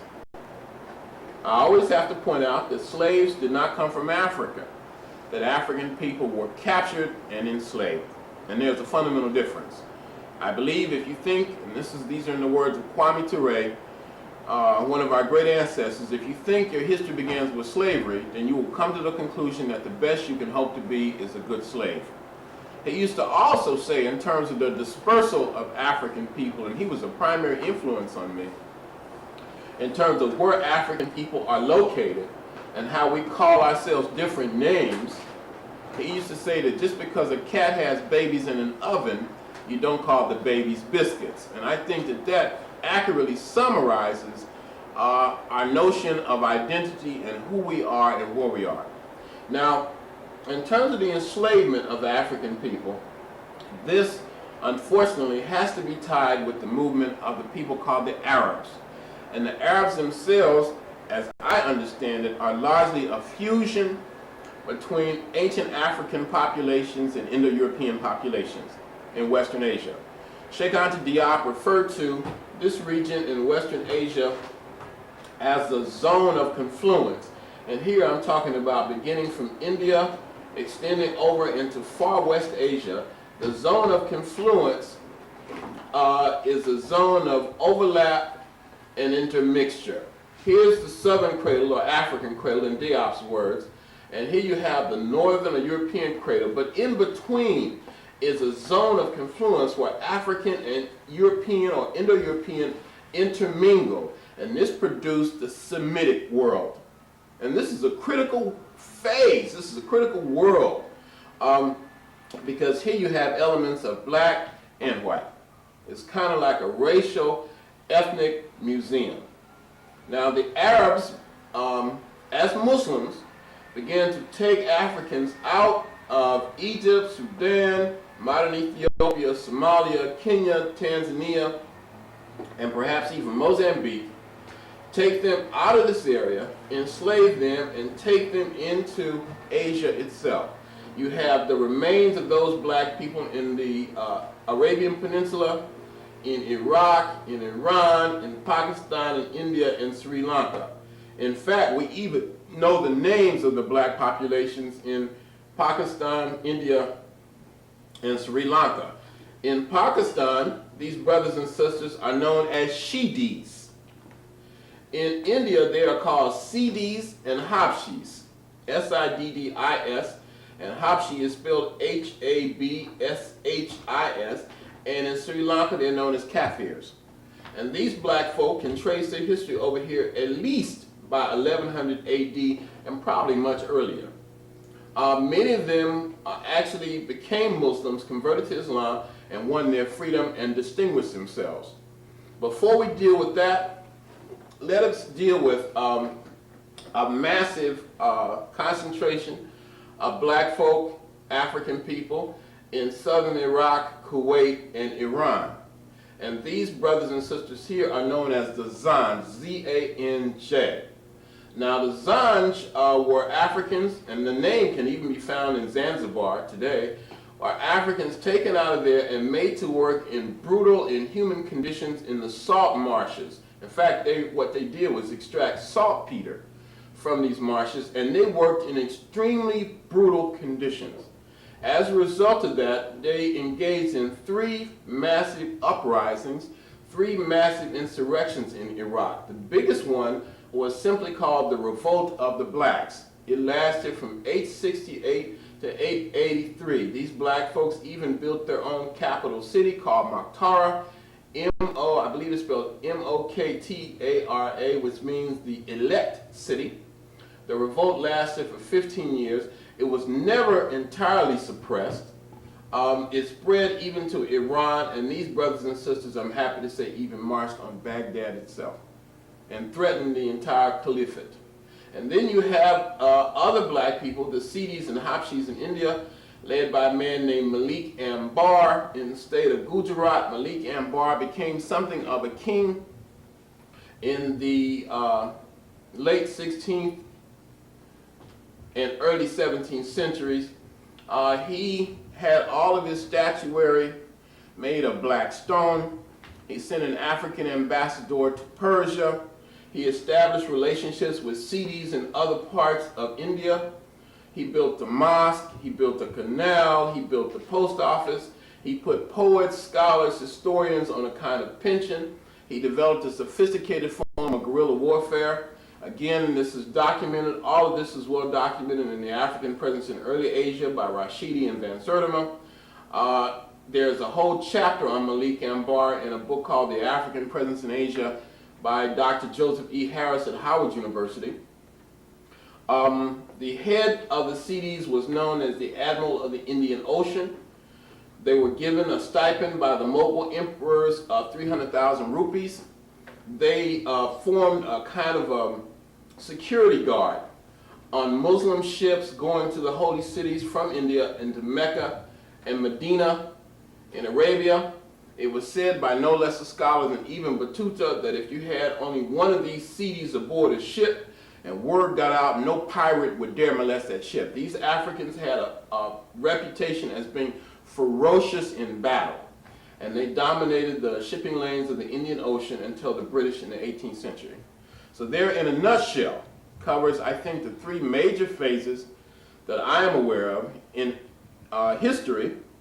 Of course, you have black people going into Asia today directly from Africa, but historically, those 3 phases cover the major areas of the African presence in Asia. One, as the first Asians, the ancient populations of black people moving out of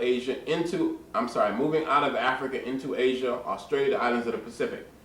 And then you have the role that African people played in the development of classical Asian civilizations.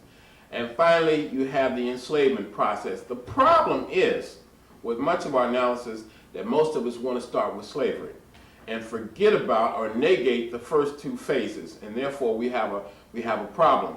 because you will come to the conclusion that your history in Asia, like many people believe, like our history in America, begins with enslavement.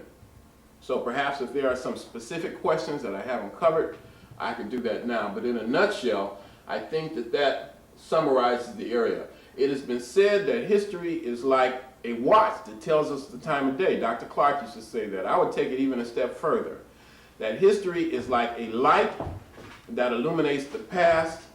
It is a key that unlocks the door to the future. We need that light, we need that key. And this presentation is dedicated.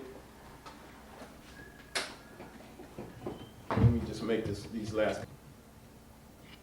It is said that history is a light that illuminates the past and a key that unlocks the door to the future. That's what I say. Now, this presentation has been dedicated to the lives of Dr. John Henry Clark and Dr. Kwame Ture, two people who influenced me. I'm a Pan-Africanist and I believe in a global unity of African people. Are there any specific questions? I just want you to clarify a few things. You pointed out that the oldest civilization, as you knew it, was in the area of Mesopotamia. That's right. Are you saying that Mesopotamia is older than the Nile Valley? No. I'm glad you pointed that out. When I said, I meant to say the oldest civilization in Asia. Okay. Now, of course, a lot of people would argue us down and say that it's the oldest civilization in the world, and I think that's just based purely on racism. Because here you have a country clearly in Africa, although Egypt has been artificially removed from Africa and placed in a nebulous place called the Near East or the Middle East. But the people who began to do a lot of this work in the United States were members of the Oriental Institute at the University of Chicago. Correct. And I think that they had an imperative to argue that civilization, of course, didn't begin in Egypt, although I don't even think they believed it. James Henry Breasted, the founder of the Oriental Institute, was an Egyptologist, and I'm sure that he believed that Egypt was the first civilization, or Kemet, the Nile Valley civilization, but certainly the oldest civilization in Asia that has been documented is the civilization of the Tigris-Euphrates, called different names at different times. Now, what I believe is that civilization spreads out of Africa and it moves east. We next find it, massive civilization in the river valleys. River valleys tend to facilitate civilization because rivers allow for the use of irrigation, transportation, and communication by their very nature. So I would say first you have the Nile Valley civilization, and then the Tigris-Euphrates civilization, and then perhaps the Indus Valley civilization, and finally civilization in the river valleys of ancient China. And then the Mekong River in Southeast Asia. I think that was what you just did was important to kind of show the movement. Yes. If man is coming out of Africa, it would be only natural, almost impossible for it to have went any other way. Of course. Outside of the bring civilization as he moved. But if you could deal with that Aryan area up there for clarification in terms of a time period.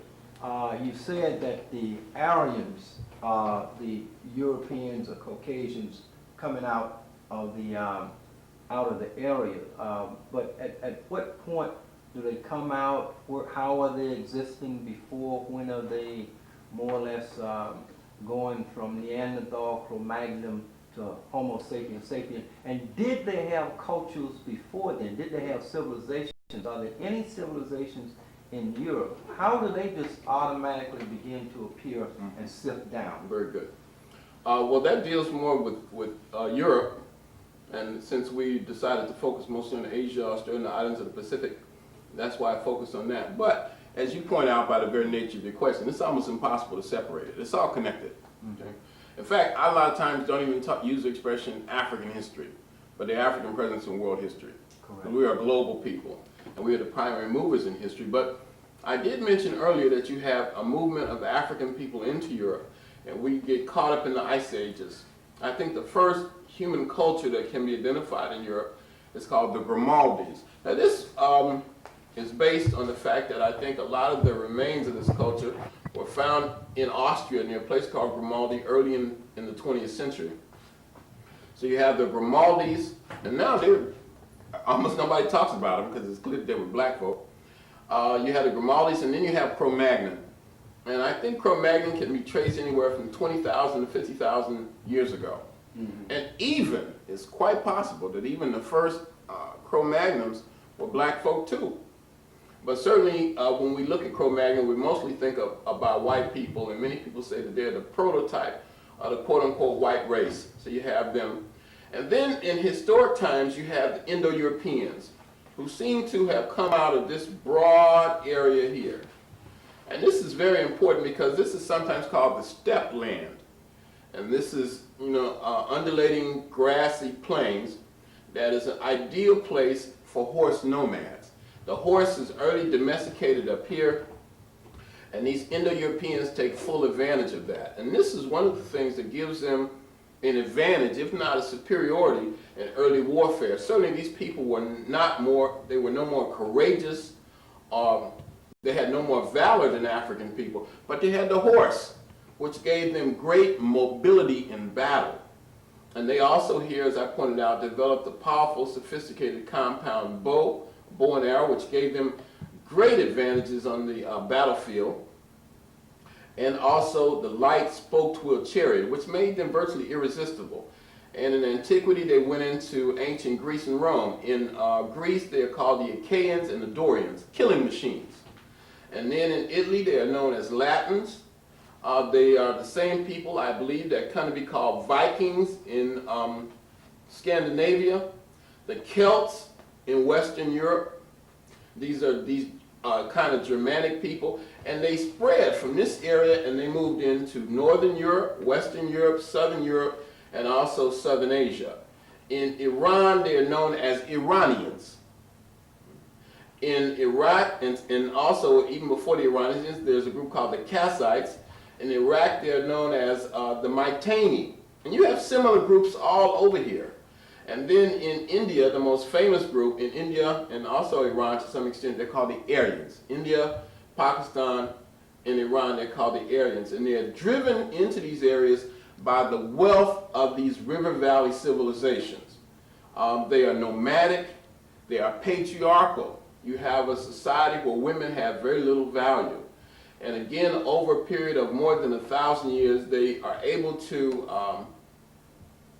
overcome the resistance of these indigenous black populations. This is one of the major turning points in history. You have a people who really are coming out of a savage state here, drawn to the cultures of these areas, and in many ways adopt a lot of the culture. So that today, one of the big themes in revisionist Indian history is to say that black people, the Dravidians, didn't develop Indus Valley civilization after all, but it was those Indo-Europeans. And there's no evidence whatsoever to support that. Now you asked the question about did they have culture? All people have culture. All people have culture, but I make a distinction between culture and civilization.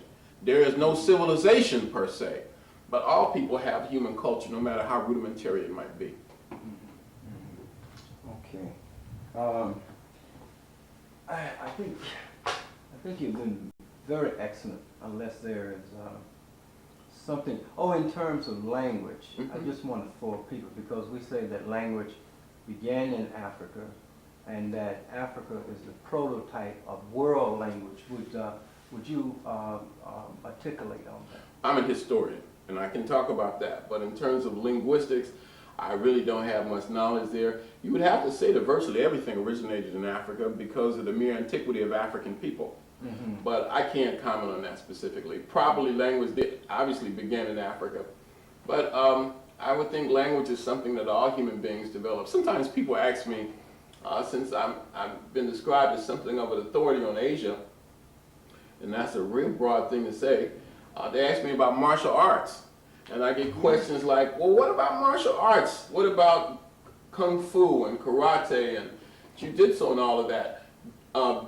Isn't it possible that it developed in Africa and spread? It is possible. But what I tend to think is that there's certain, you talked about culture, there's certain basic things fundamental to human culture. I think that all people develop martial arts. And I think that they could be indigenous to the areas. I think that culture is a process that comes as a result of adapting to your environment. And based on adaptation, you would have language, you would have martial arts, you would have, you know, et cetera, et cetera. So those are questions that I don't think there has been enough research done on. And I'm very careful about that. Now, 10, 15 years ago, 20 years ago, when I first got started in this thing, I would have said that without question. In fact, in the book, again, The African Presence in Early Asia, which has gone through 3 editions, and obviously I'm very proud of, in the first 2 editions, there's an article that is on the African origin of Asian martial arts. And perhaps if I knew more about martial arts themselves, I would be more quick to claim it. But I think that if we make a statement like that, and it's not really well verified, and it turns out to be incorrect, then it tends to diminish the rest of our argument, and I refuse to do that. So I would say that the African origin of language and the spread to the rest of Asia and the rest of the world is very likely. The possibilities that martial arts in Asia and East Asia is originated in Africa or certainly influenced by Africa is very likely, but I can't say that with certainty. Now, some people believe that you have a man, I think, named Bodhidharma, who came from India and helped introduce martial arts into southern China, but again, that's not a field of my expertise.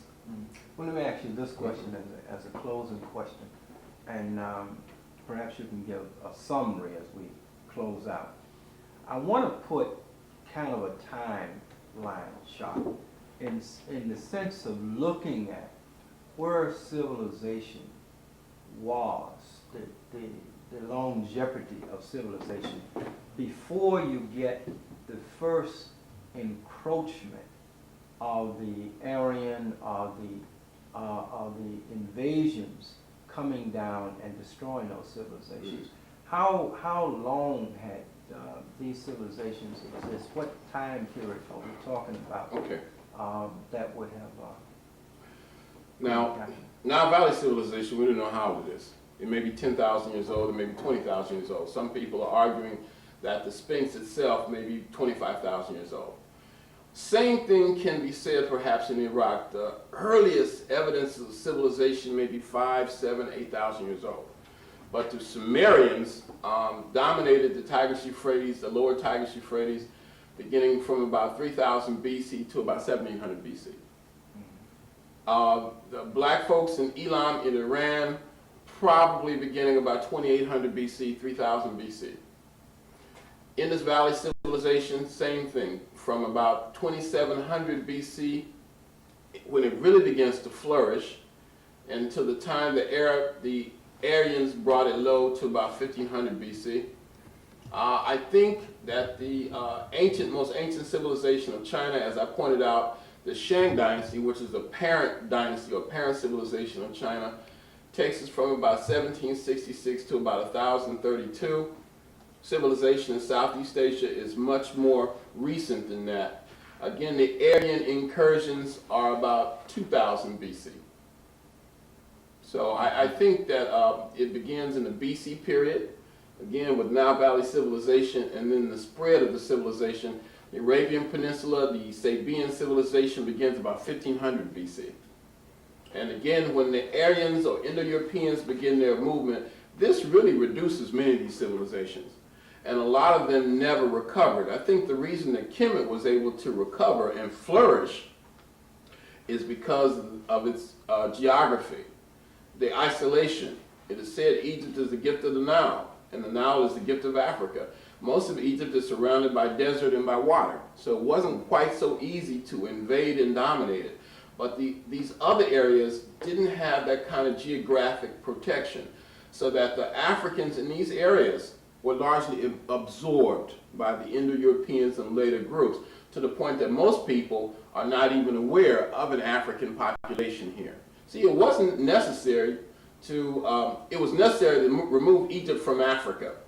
But these areas, it hasn't been so necessary to remove it because of the African population has been largely absorbed. They are there in small numbers, but very small numbers indeed. But again, the early writers, Herodotus, Strabo, Diodorus Siculus, all commented on the African population, and the books are still available.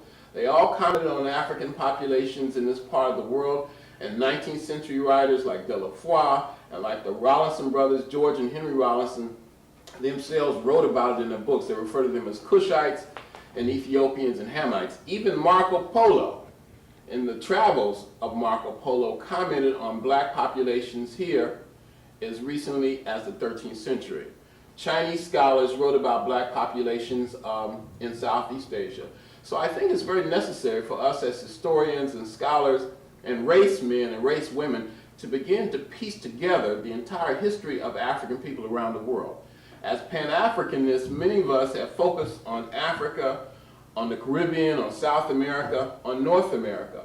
But what I want to be a part of is the global unification of African people, and to be able to look at the hundreds of millions of black folk in Asia, the millions of black people in the islands of the Pacific and Australia itself.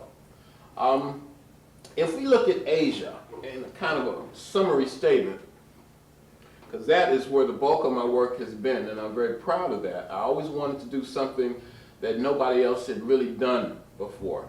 And I think that what inspired me was the works of Diop, of John G. Jackson, and a few other folks, Rufus Lewis Perry, J.A. Rogers, Drusilla Dungy Houston, and some of the other folk who had done work, but not real comprehensive. They touched on it, they teased us, they whetted our appetites. It's as though they were saying, we want to give you a bit of information in the hopes that it will inspire somebody else to take it further, and that's what I've tried to do. I've tried to incorporate the African presence in Asia, Australia, and the islands of the Pacific, but particularly Asia, into the global African community.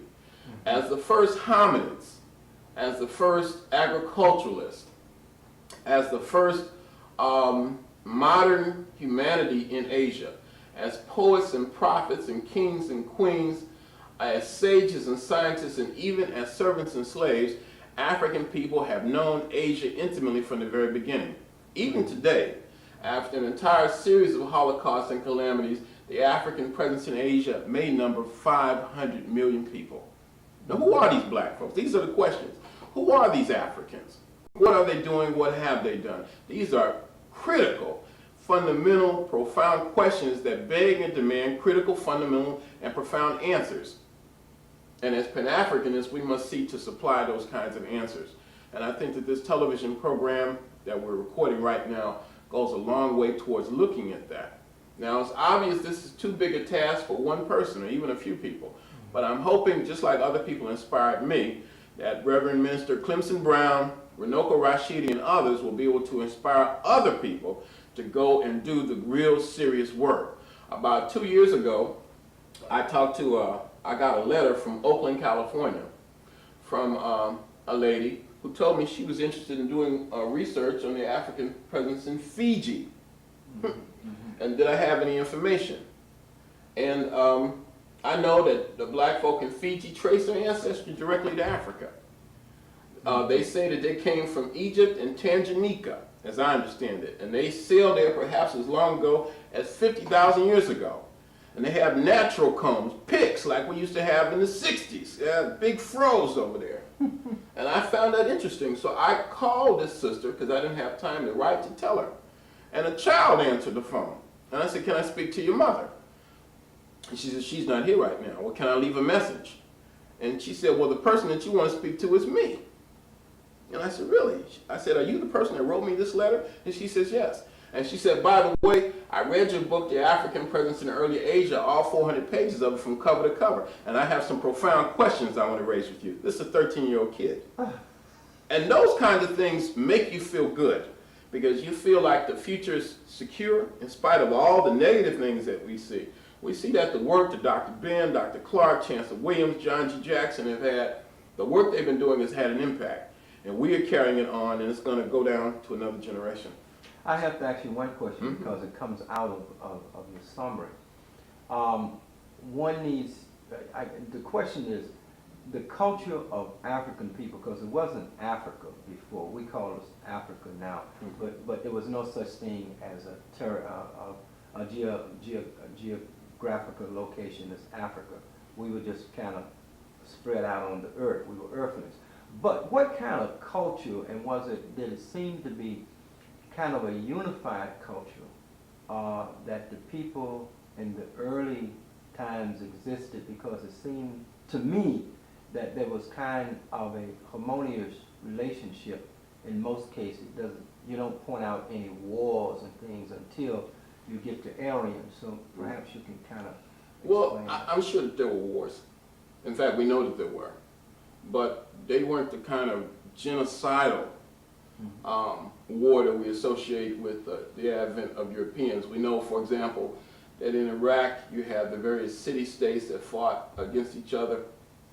And I'm sure that there were conflicts, and we have conflicts in the Arabian Peninsula. But it's not the kind of real murderous, fratricidal, give no mercy, expect no quarter conflicts that are associated in the historic period. That's an area, there's so many questions that we have. In fact, again, in the book, The African Presence in Early Asia, we should have brought a copy of it. I list about 10 fundamental questions for research. And there are certain things that come to mind that tantalize us. For example, there's a guy, a Christian, a man who's sometimes called the father of Christian history or church history, named Eusebius, E-U-S-E-B-E-I-U-S, who says that in the reign, I think I'm quoting him almost verbatim, that in the reign of Amenhotep III, he calls him Amenophis, the Greek version, which is about 1375 BC. Amenophis or Amenhotep III is one of the most significant monarchs in the history of Kemet. He's so important, he's called Amenhotep the Magnificent. He's probably a greater builder than Ramses II or Ramses the Great, Usamadi Ramses II, very, very powerful man. He says that in the reign of Amenophis III, a large body of Ethiopians migrated he calls them Ethiopians, migrated from the mouth of the Indus and settled in the valley of the Nile. You have a tradition that Joel Augustus Rogers, J. Rogers, one of our greatest scholars, who I think did more to popularize African history than any scholar of the 20th century, a black man from Jamaica, born in 1883, J. Rogers, in one of his books, 100 Amazing Facts About the Negro, says that in the works of a British writer named Samuel Purchas, who lived in the 17th century, he claims that there was a man from Ethiopia named Ganges, who moved out of here, conquered this entire area, and named this river after himself, Ganges. There's Herodotus, who says that there were black people near the Caucasus, even today, but certainly in his time, which is about 450 BC, which he claims were the descendants of soldiers left there by the great conqueror Senusret III in the 12th dynasty, which takes us to about 2000 BC. He says Senusret III was a great conqueror, and he conquered all into Asia and Europe. And he left a garrison of soldiers to protect the areas that he had conquered. So all of these things are very exciting, they're very tantalizing, but I think that they have to be filled out with more archaeology and more first-hand research. What I hope is that through my work and others, that more people will want to actually go to Asia and interview the people, get involved in oral traditions and oral histories, as well as the archaeological work, so we can really piece together the true greatness of African people. I think one person that did an excellent job as a role model for that in Africa is Chancellor Williams. And that book, The Destruction of Black Civilization, really inspired me. And my dream is to write a book equally powerful on the African presence in India. You see? I think every generation should take it a step further. And that Dr. Ben, Dr. Clark, Chancellor Williams, and John Jackson, as well as check1, the people I call the icons, have set the model for their generation. And now it's up to us to take it a step further. Brother Runoko, I want to thank you for being our guest. Thank you, my brother. On this program, which is called, by the way, Our Story. Very good. And that's a powerful story, and it needs to be told. You were excellent, and we really look forward to another session with you. I look forward to it. I can't wait for you to get back from Australia. That's right. And tell us about that. Even from Cambodia, I'm going there in a couple months, and my brother, I'm going to spend a whole week just in Angkor. And what I will find there, I want to share with United African Movement, with First World, with you, with everybody. We have an exciting history And right now, we need something to excite us perhaps more than any time. So thank you for having me, and I hope to be back again. Thank you. Let me get this light out before you burn up. Yeah, I thought that went well, man.